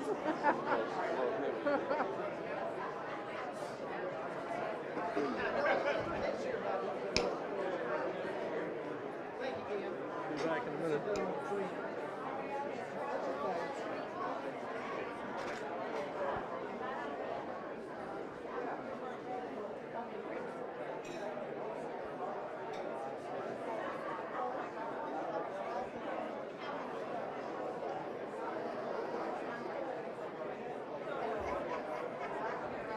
Dr. Courts, do we have any more questions? We have run. All right, so if we have any more questions, we'll take those up here. We'll ask a couple of questions that came from the audience.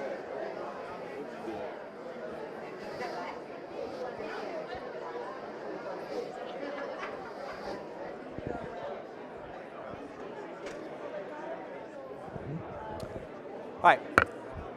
Let's, we'll just take a few. We got a number of really good questions, and we're going to have a panel after the break, and maybe we can bring up more of these questions then. One, let me just start with a pair of questions that fit together,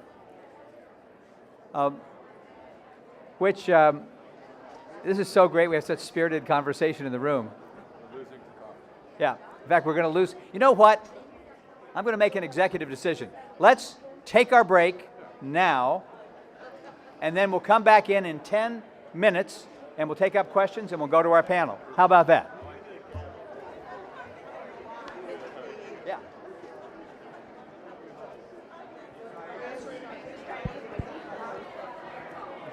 Well, hi, sweetheart.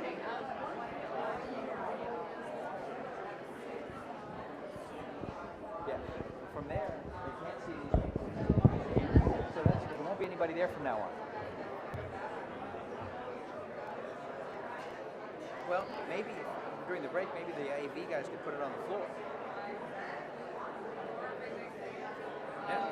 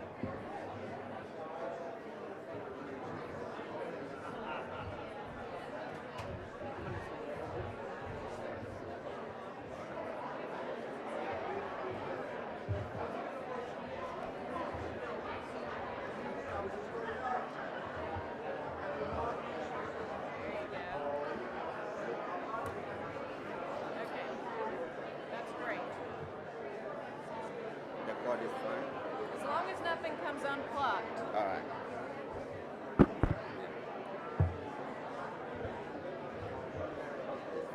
Thank you.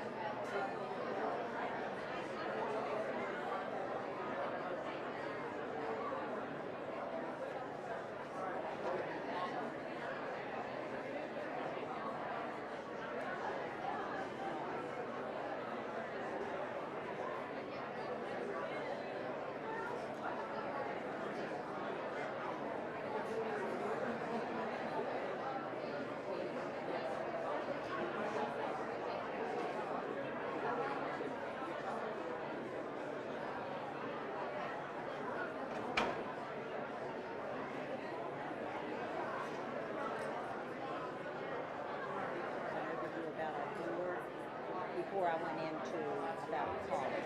So I had just told Amelia she's going to put the slide to just wait a second before she puts in. So, but if Ace, if you want to, They can just go on. okay. So actually, how do Just go Gail. Yes. Slides and then Ace. Okay, and then Tom, you're asking questions. You have your, I am, and I'm going to throw in some of these and editorial comments and already grab some audience folks in as well. Okay. So we're just a couple panels short. So I just thought that gave me just a few minutes to kind of connect the dots about the state board. So you tell me what I should go. Okay, I'm glad that was you getting down there, not me. It's farther down than I used to be. I know. If you can resume your seats, we'll start in 1 minute.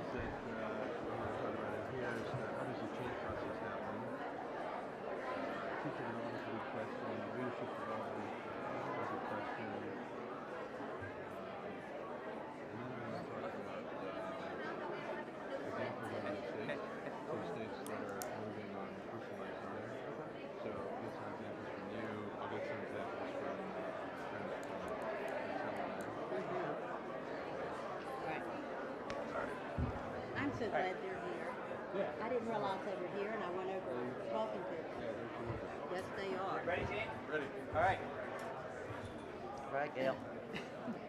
So you may have noticed we had a slight change. This next session will include a panel. It would have been a panel of, can you hear? Are we on? Can you hear now?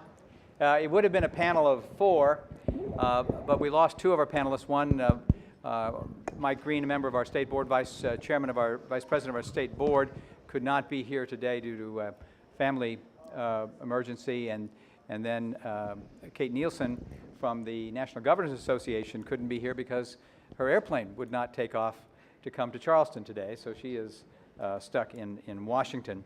But we have 2 panelists to join us. The fearless leader of our State Board of Education, President Gail Manchin. Let's give President Manchin a round of applause. And we have Ace Parsi. I don't know a lot of people whose first name is Ace. Ace Parsi, who is from the National Association of State Boards of Education, and who will share with us some success stories in personalized learning from other states around the country. And the mission of the panel is to keep the focus squarely on West Virginia, what we're doing in West Virginia, and obviously Mrs. Manchin can do that, and we'll do that. And then Ace will share with us stories from other states who have similar issues, challenges, and opportunities as we have about what they are achieving. And then Tom will lead the panel, and in the panel session, he will bring out some of the questions that were generated by your table discussion. Ladies and gentlemen.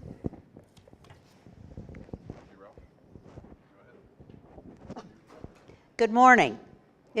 Yes, it is still morning. Thank you so much for being here today. I can't tell you how energized and excited I have felt being here, listening to and sharing in the conversation that has been going on between the members of this room and the panel. Is Charles Patton still here?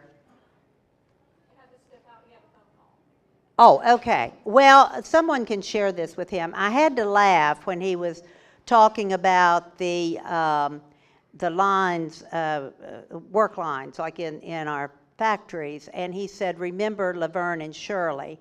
And I started laughing because I remember Lucille and Ethel, Lucy Ricardo and Ethel Mertz. So,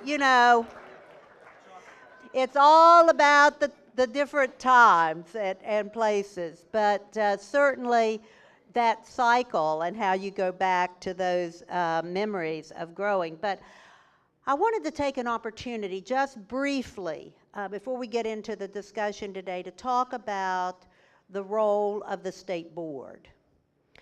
And sort of the overview of that, I tell people all the time, I'm the big picture person. I look at the big picture and then figure how we work back to get to where we want to be.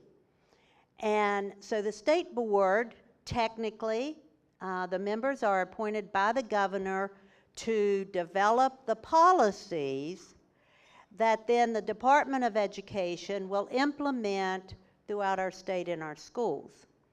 And so the appearance is that the state board develops a policy for the K through 12 system.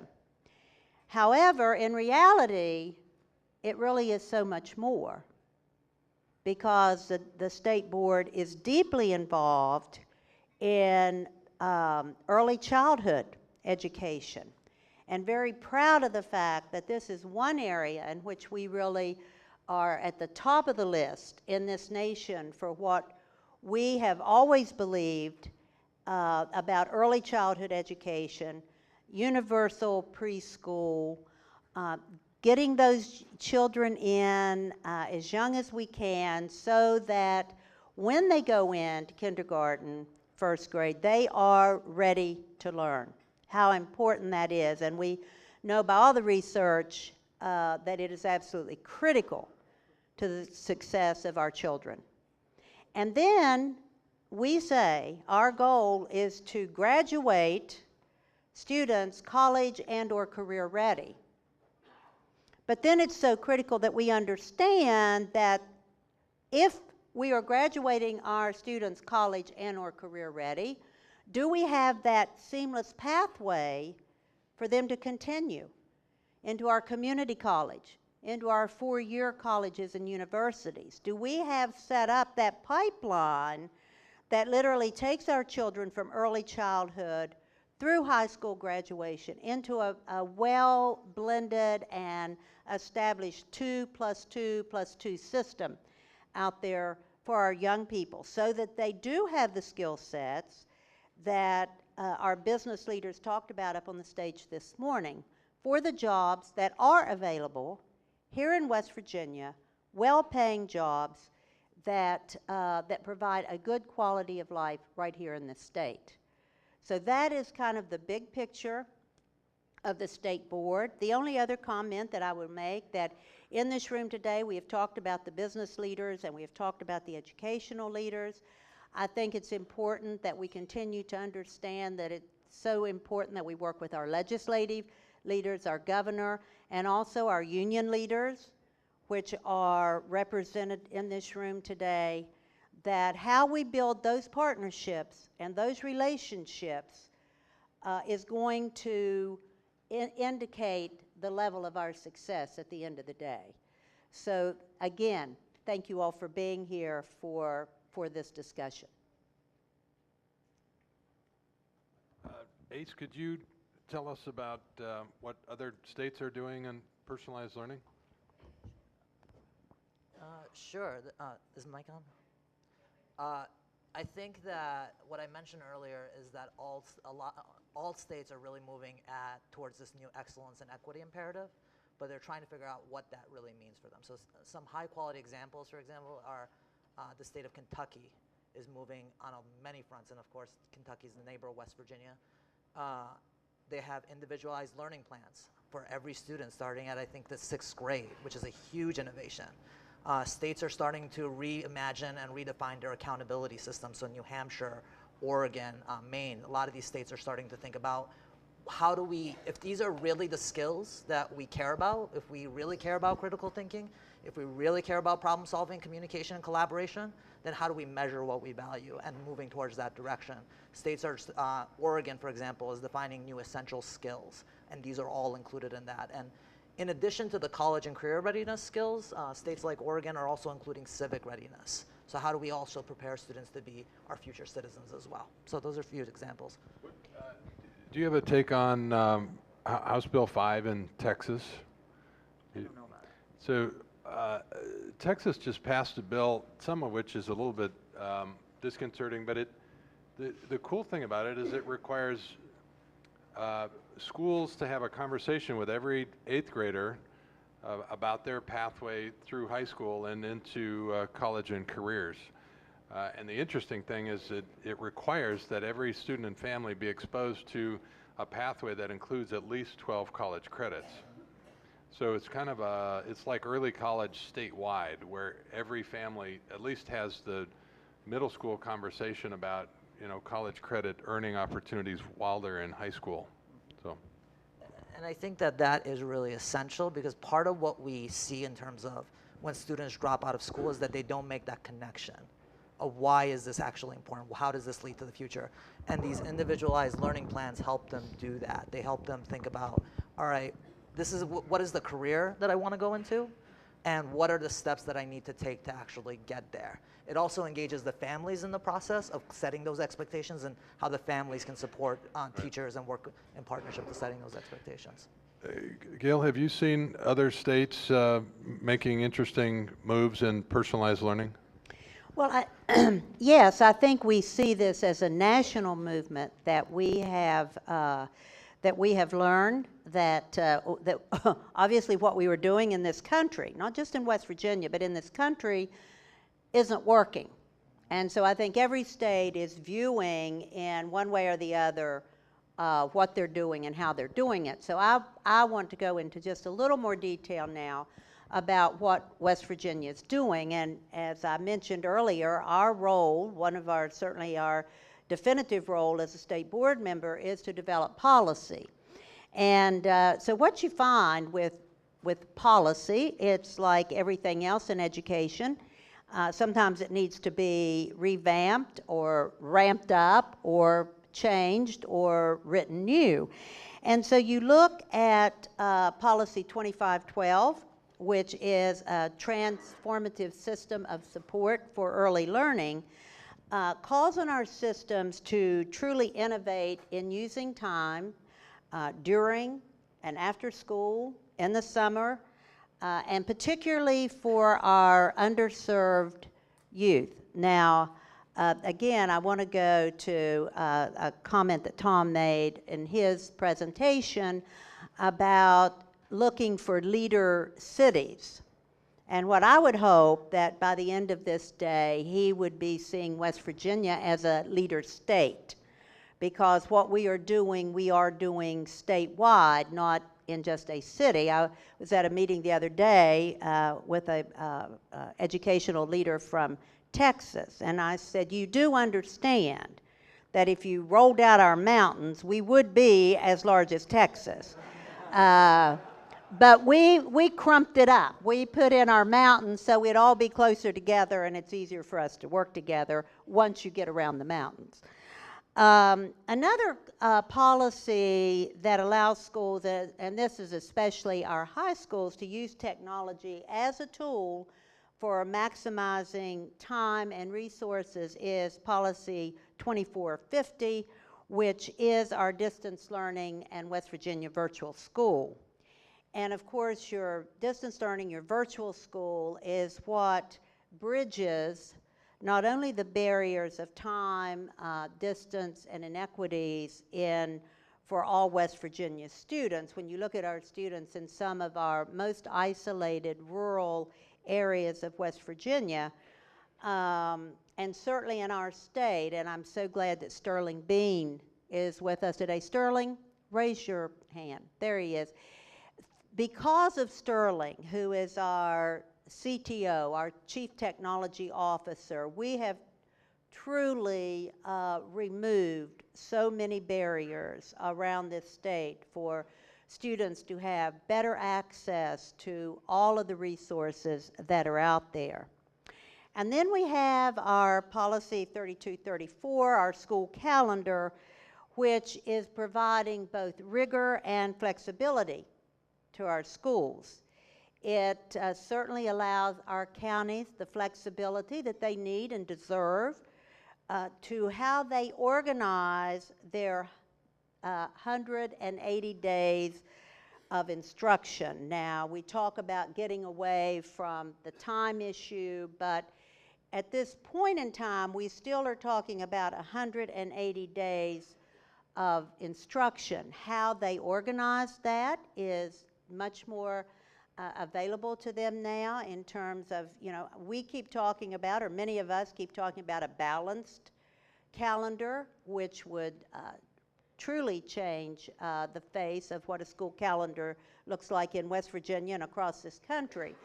But with that, not only about time in the classroom, but designing that flexibility to give our teachers time outside of the classroom to work together in their professional learning communities. Now, over the years, there has been a way of when we have a policy that is not exactly working to fit new needs and new trends, then we have formed waivers. And most of our policy waivers have dealt with Policy 2510, assuring quality of education. And there's no surprise about that because, you know, earlier, I think, Ralph, you talked about that education needs to change and the way we teach. And so what I'd say to everybody out there is our teachers have done a wonderful job. They did exactly what we asked them to do, and they did exactly as they were prepared to do through their teacher preparation programs around this state and around this country. What we know now is that when we make change, change has to come in all of those arenas. It has to come in forms of how we prepare our teachers, the type of professional development that we offer to teachers that are already in the classroom, so that as we make this change, they are provided the new skill sets to engage in the rigor and being a facilitator, all of these things that our business leader talked about in terms of skill sets that our students need, but also that our teachers need in their new role across this state and what we are asking them to do in a way of empowering and enabling our students. So we revised and continue to revise Policy 2510 with our growing changes that now remove almost all of the time requirements for how a school day is organized. There are exceptions where we do require a certain amount of physical activity, and also a definition around the minimum number of minutes that comprise an instructional day. So it is a slow process, but it is a transition, and it is happening. And currently, we have 5 high schools that have submitted waivers for an alternative delivery of some of their high school credits and courses. And that's what we like to see happen. We like to see that creativity and innovation within our schools. And because these schools, in doing that, are actually promoting that vision and goal that all students graduate college and are career ready. And one more policy that really encourages this type of innovation is Policy 3236, which is our education innovation zones. And this is where schools have reached out and applied a waiver, and in some cases actually there is funding behind that waiver to be able to innovatively use time and alternative methods of incorporating communities, outside blended learning, all of these different arenas, but again, encouraging these schools to think outside of the box, to throw away the box, to quit thinking about our buildings as schools and to begin thinking about them as laboratories for learning. And I reach out just briefly here to our business community that spoke up on the stage about ways that they can be more of a support system. Certainly your voice across the state supporting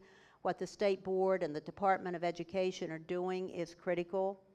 But going into our classrooms, as you talked about, and being a part of that instructional day, actually joining with that teacher. So we have a facilitator. We may think of our teachers not any longer just the word teacher, but professionals of directing learning, professionals, directors in this laboratory of learning, but where the professionals come in and actually engage students in project-based learning around some of the skills that they use in work. And then the facilitator in the room, that professional teacher, would be showing the relevance then between what those students are engaged in that classroom and how that ties to a real job outside of when they graduate college or career ready, how they're taking what they're learning in that classroom and actually relating it to a real life experience. And so that has brought about some additional initiatives that we are engaged in this state. One of them is the upcoming, in the process of being renovated and ready for use, is our Expeditionary Learning Incubator School, which is in Cabell County. And this is certainly, and it is through the work of the June Harless Center. Dr. Stan and Barbara Maynard are certainly the concept behind this. And this incubator school, elementary school, will actually create this experiential learning environment. Students will learn by conducting experiments, hands-on learning from a very early age that leads them, as all of our business leaders said, you can't wait until high school to start talking about this. Children have to be exposed to this early, seeing learning by doing rather than by being told. And Dr. Bill White mentioned earlier, we have a great Reimagining Time, which he co-chairs with another one of our great board members, Tina Combs, and they are looking at what does reimagining time really look like in West Virginia, both instructional time and also outside of the school arena.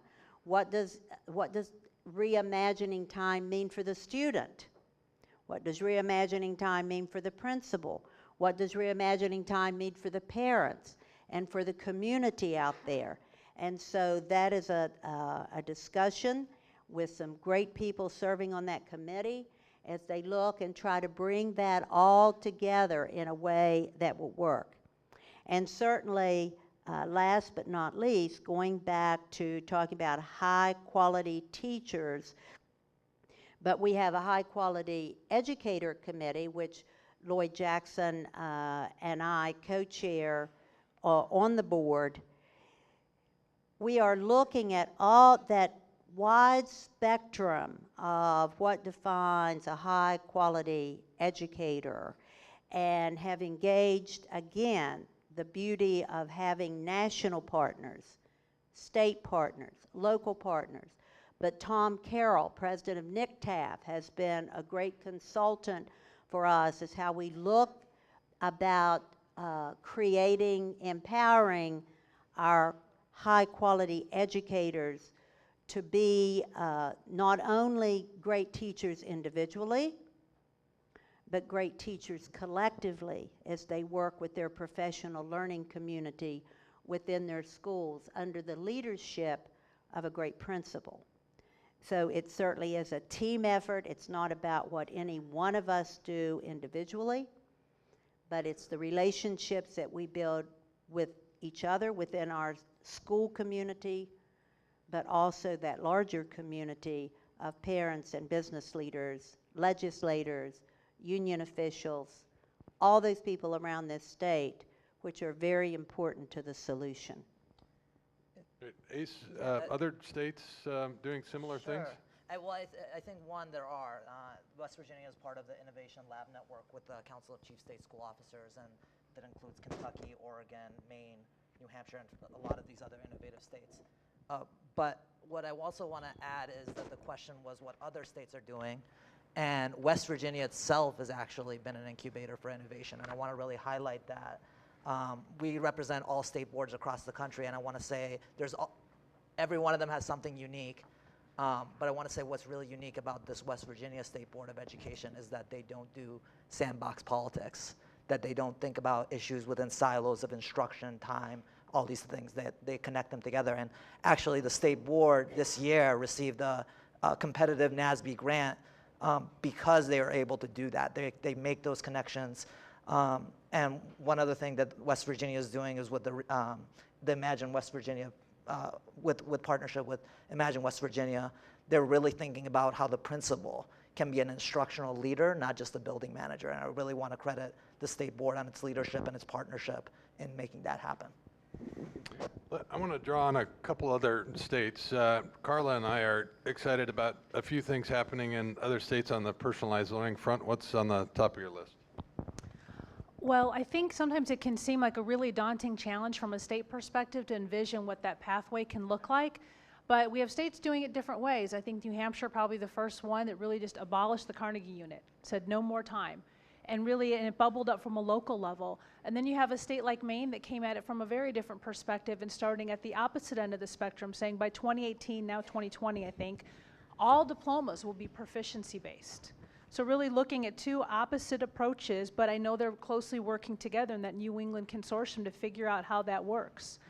I think one of the things that you can do that you guys are already doing extremely well here, and I don't know how much further you can take it, but I believe we have innovative leaders in our schools, but they're so busy being building managers and facilitated learning leaders, they don't always have time to envision the future. But things like innovation zones, innovation grants, innovation schools, all the different terms that different states are using really help you ferret those great leaders out and incubate their ideas.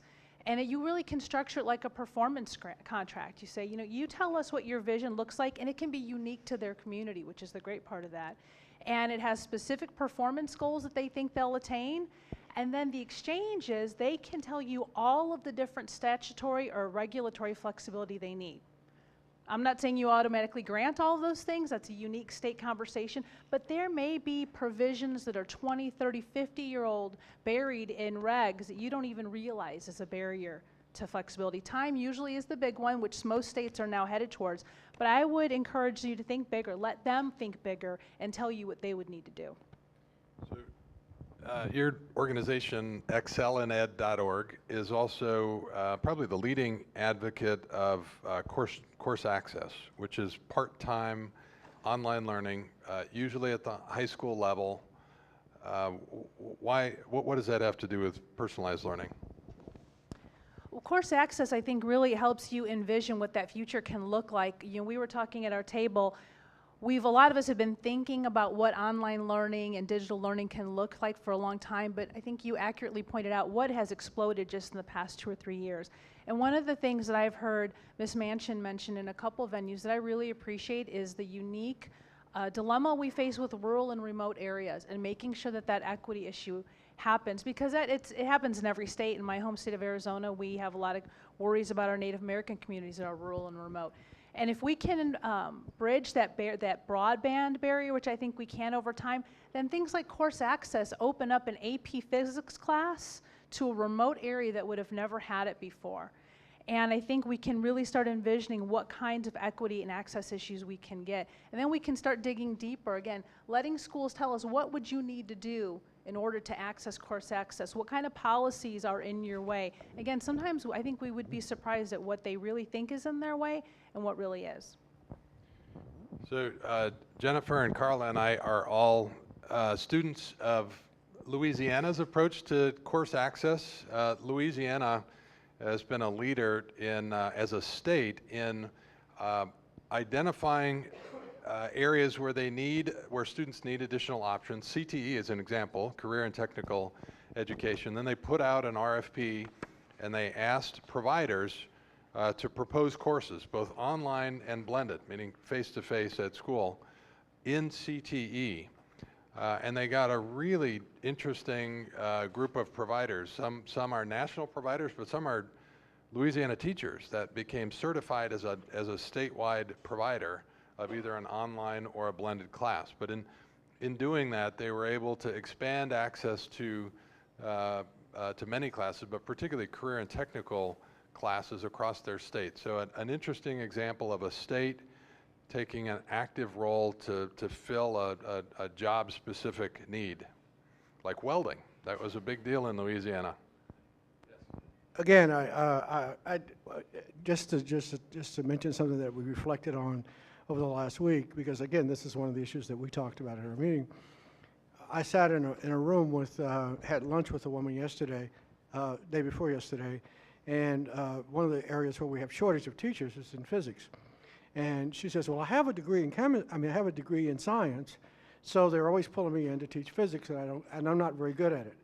And so what they've done, and this is in Chicago, and she said, so what they've done is they've gone out and they've gotten these online learning programs, and they're worse than I am. So we've got to really be careful that we're doing quality, because it's not, I mean, my biggest fear is I am a big proponent. I've been doing online learning since the 1990s, so I really believe in it.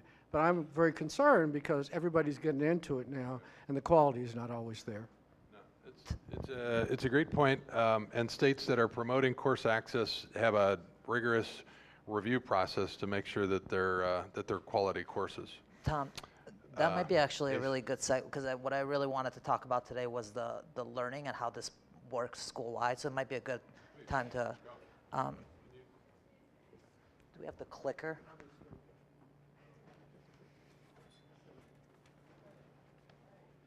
Sure, so we'll bring this down a little bit. So I think that what we're really here is it's not about just the technology.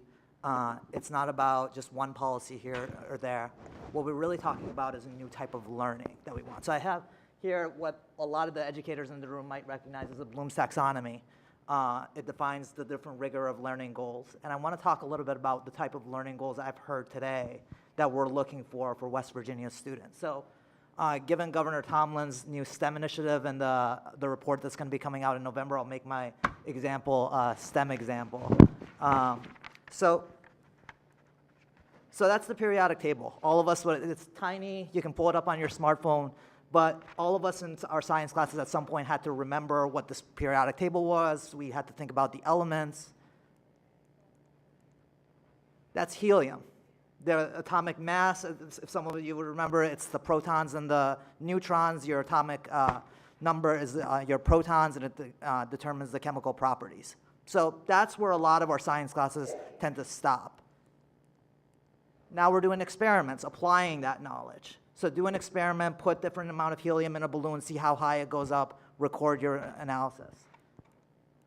But now we need our students to go higher than that, analyzing the outcomes. So depending on how high you want a balloon to go, how much air do you need to put into that balloon? We need to start thinking about how students go beyond just the basic foundational knowledge and go beyond that. So evaluating, we're thinking about buoyancy, how much different gases can lead different balloons up into the air, depending on our purpose and what our function is.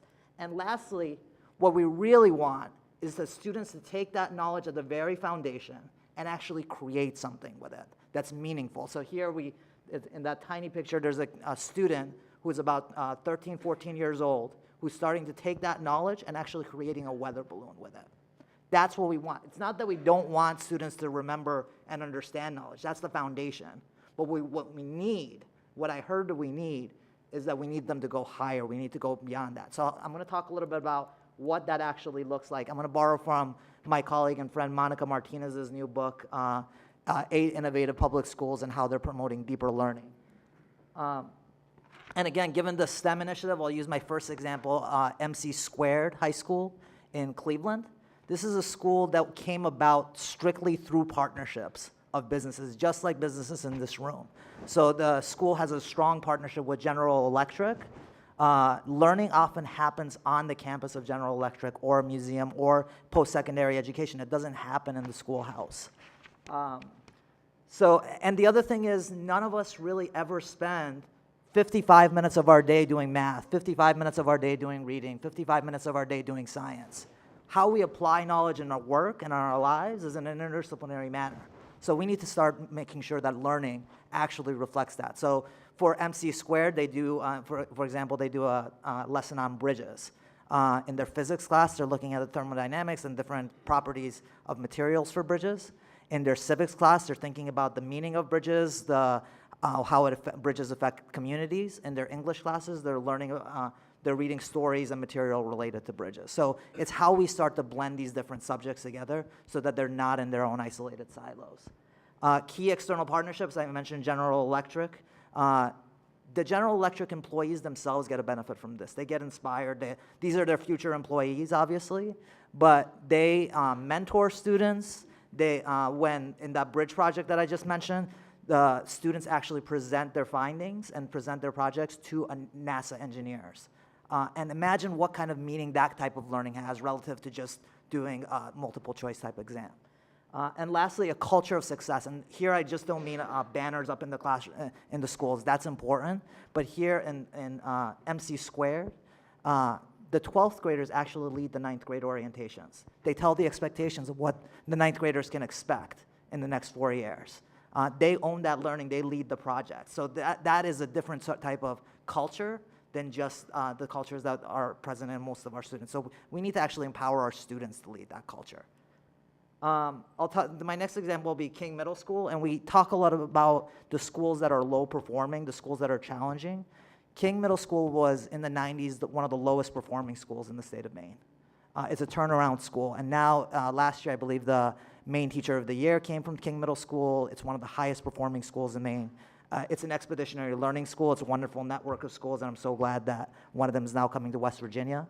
But here in King Middle School, what they have is teachers are a part of a collaborative community, just like in highly effective workplaces. So every other day, the teachers get 70 minutes of common planning time. They use that to integrate their instruction, to design projects, to talk about student issues. And that's the type of collaboration we need from our educators. New relationships for students, classrooms, and schools. I mentioned that we need to think about our students not as just as our little babies anymore.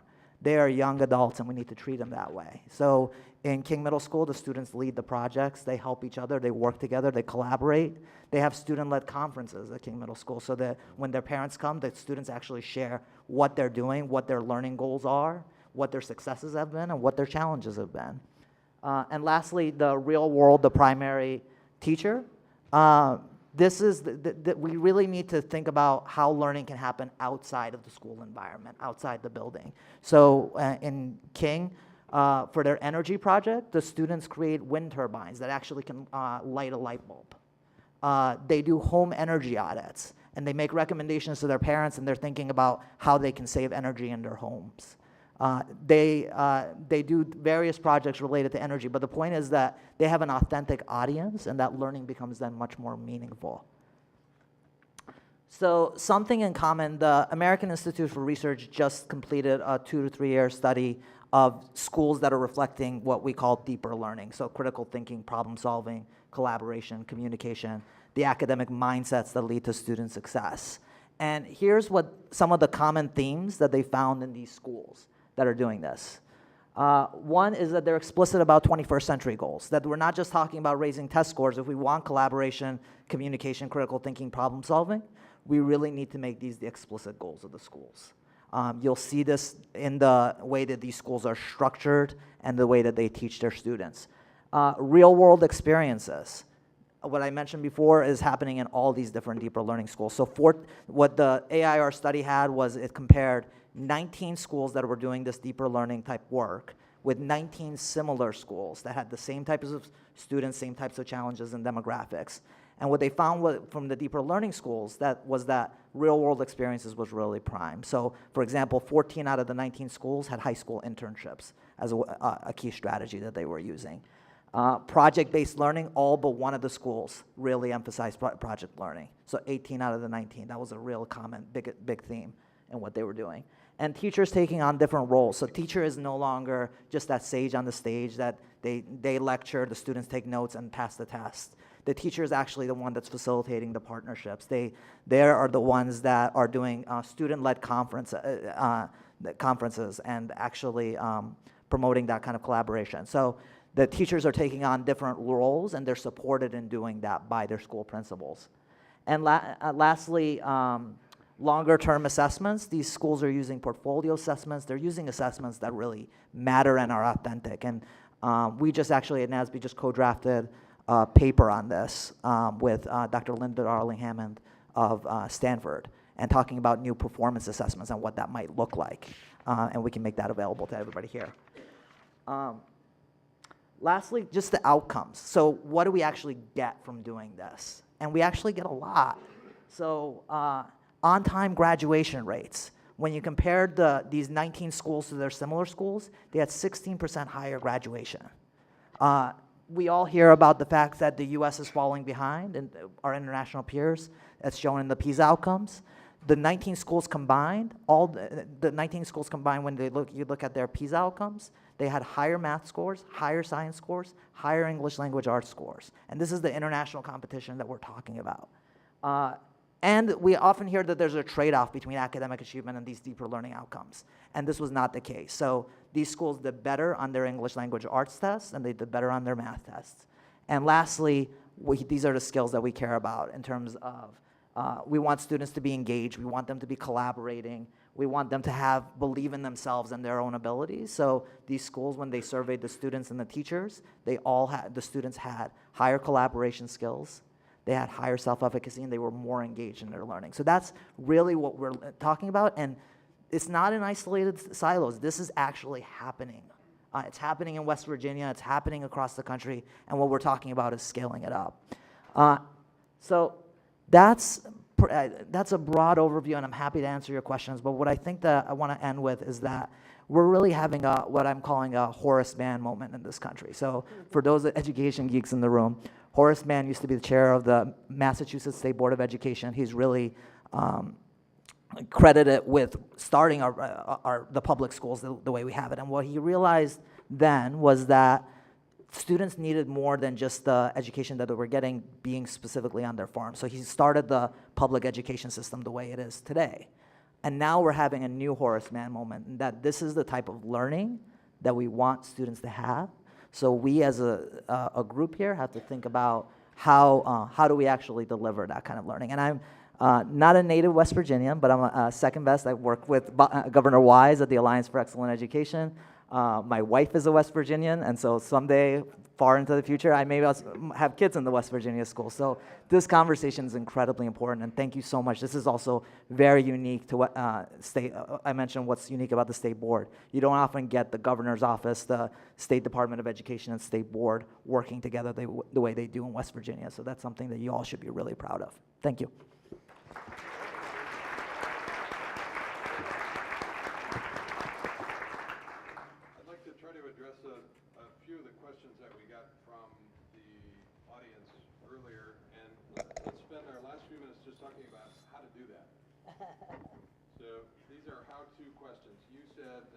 How does the change to personalized learning happen?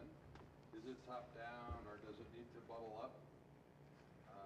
And then there's questions about teacher development, and then questions about leadership development. So I think those are really terrific questions.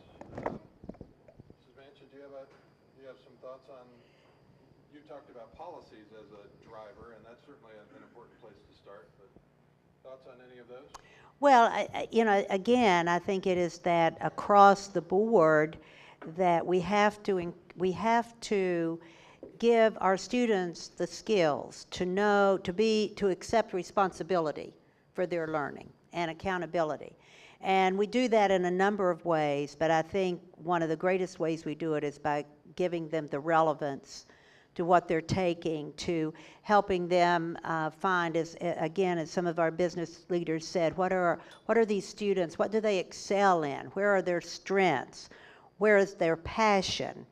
I've often talked about, I have never ever had to remediate or tutor a student on how to get a driver's license.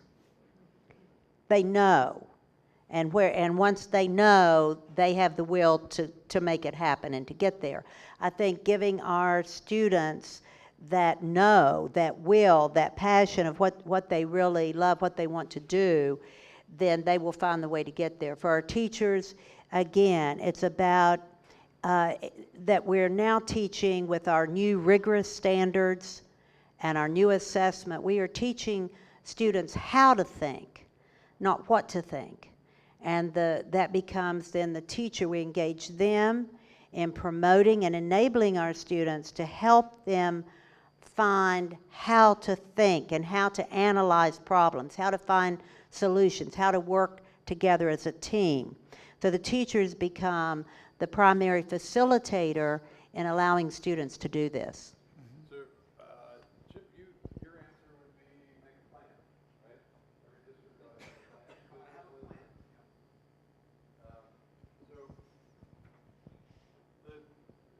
In addition to districts making a plan, I think the most important thing that can happen is for state leaders to have a common vision and to put that on a timeline. So to have your superintendent and your board chair and your governor to be able to talk about personalized learning in a similar way and to share an aspiration that every student in West Virginia be in a personalized learning environment by or before 2020, I think is a terrific start. I also talked about NGLC, that Next Generation Learning Challenges, a small statewide new and transformed school grant program for a couple $1 million could make a really big difference. You mentioned the expeditionary learning schools, but you ought to have a dozen of those in 2 years, and a small grant program could make that happen. The question was, does it happen top down or bottom up? The answer is it yes to all of the above? Yeah. So the most important thing, I'll try this one. So most important thing is a combination of top down and bottom up. The city of Washington, D.C. has the City Bridge Fellowship, where they identify top teachers and then they get a year-long experience together. That has transformed the city. There are a bunch of teacher leaders that are on fire. You could do the same thing in West Virginia, where you identified 20 personalized learning teachers that got a day off a month to study together. In a year's time, you would light up 50 schools around your state. So identify and promote teacher leaders, make grants available to for new and transformed schools, and put the vision on a timeline. Ace, what would you add to that? I think that I would just add an example from California and the work that they've done with their linked learning initiative. So a little background of that is that they meld career technical education, rigorous college prep academics, work-based learning opportunities, and student supports, and they do this at a district-wide level. But what part of their theory of action that I found really exciting is that they actually believe that the districts should create the system that enables this to work, but they really believe in partnerships. And the reason is that school administrators, school superintendents, and principals have a relatively short timeline. The average is about 2 or 3 years. And so what we need is that we need to have the community stakeholders, the teachers, the parents, the businesses there to say that when the next person comes along, we're just not going to move to the next great thing. So we need that consistency, and that teachers need to have that reliability. Thoughts on teacher prep or leader prep to make this possible? Absolutely, yeah. I think our teachers and leaders need to know how to engage in partnerships. We don't do that well enough in our teacher and leader prep. My key punchline on this, on leader prep and teacher prep, is it should look just like student learning. It should be blended and personalized and competency-based. Teachers ought to have their own individual learning plan, and we have to leverage the teachers that are ready to rock, and then provide a personal learning plan for each teacher. I think it's all part of that vision and timeline, and the fact that you're all here and part of this is a really, really promising sign for all of us, folks from out of town. We appreciate your interest in education, and thanks for the focus on personalized learning, and thanks to our panelists for helping us explore the topic. Thanks. Thank you, Tom. Thank you.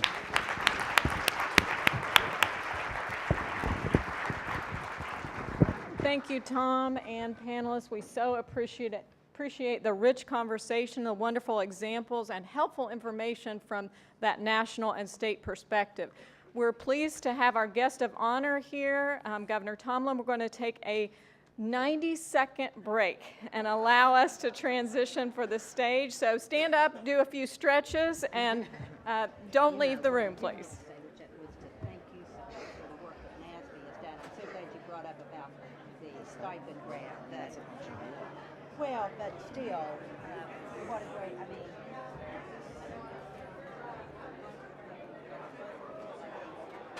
what we doing? Hold up, Tim. Okay, ready?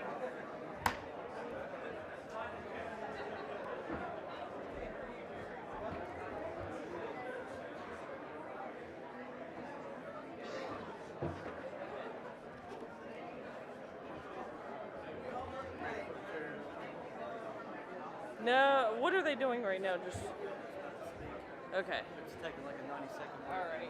Take my view. Why? Yeah. Why is it all running? Oh, of course.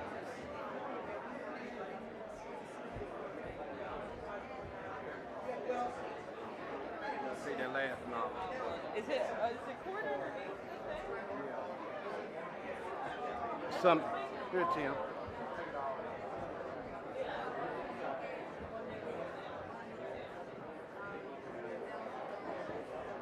Just a little bit up front. It's not as wobbly.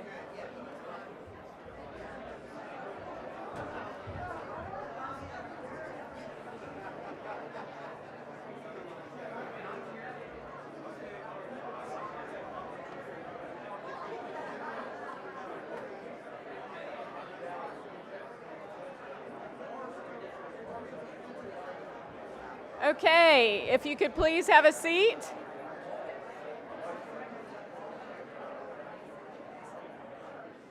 And you're going to come. All right, if you could please have a seat.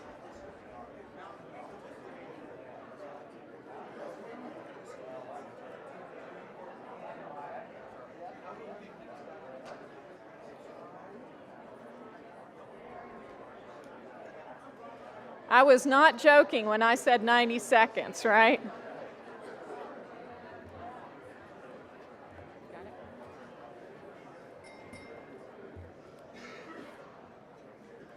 Okay.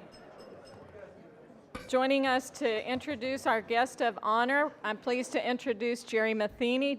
Jerry is the Director of Corporate Communications for Appalachian Power. Jerry.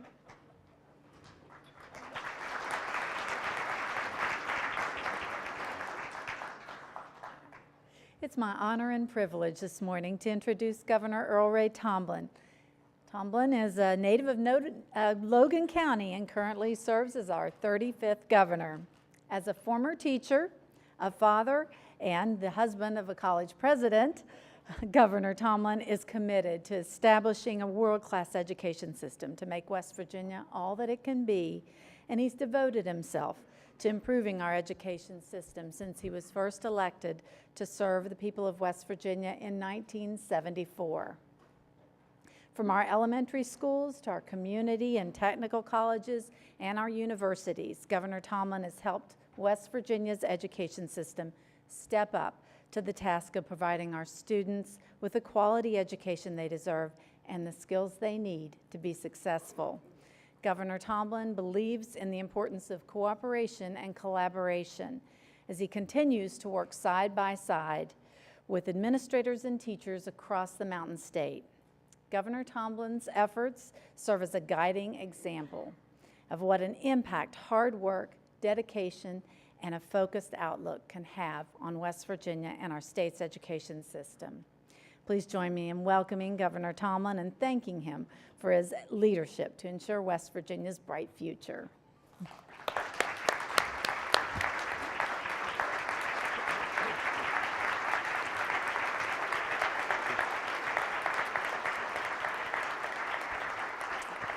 Well, good afternoon, everyone. Thank you, Jerry, for that very kind introduction. It's an honor for me to be here today with so many individuals who have dedicated their lives to education. I'd like to thank my beautiful and lovely wife, Joanne, President of Southern West Virginia Community and Technical College, the First Lady of West Virginia. Okay? She wrote that part. Also, I'd like to thank our Department of Education and the Arts Secretary, Kay Goodwin. It's good to have you with us, Kay. And our former First Lady, lovely and gracious member of, or President of our State Board of Education, Gail Manchin. It's good to have you. Also from the State Board, Dr. Bill White and Lloyd Jackson from the State Board of Education. Let's hear them. But more importantly, all of you are here today, and I want to thank you for your continued commitment to our state's education system. Now, as mentioned before, as a former teacher and as a father, I understand the importance of a good education. And as governor, I recognize that providing a world-class education is essential to West Virginia's future. Last year, I shared my goals for public education in West Virginia, and with the help of the legislature, the State Board of Education, business and labor leaders, education advocates, and parents and teachers from across the state, we passed comprehensive education reforms that put our children first. I'm proud of the progress that we've made, and I'm confident that together we will continue to make changes that provide better opportunities for our students. One large part of this puzzle was finding a long-term superintendent who shares our passions and our goals, and will work closely with the State Board to continue the strides that we have made. Dr. Michael Martirano is already doing just that, and I'm proud that we share in a vision that puts our students first. We believe improved and increased educational opportunities are essential to assuring our state's continued growth and economic success. And with Mike's help, we've been able to share this message with our students across the state and with investors and companies around the world. So Mike, thank you again for your hard work and commitment to our state and its students. And I believe that together we can and we will build a solid foundation for our students to achieve their goals and succeed in the Mountain State. Now, we have made major significant investments in our education system over the past several years, including the creation of the West Virginia School Building Authority. See Dr. Manchin back there, former director. And with Lloyd's help and other members of the legislature, since establishing the SBA in 1989, we have invested more than $3 billion in our communities for the constructions, maintenance, improvement, and safety of our schools. That's a lot of money. You're right.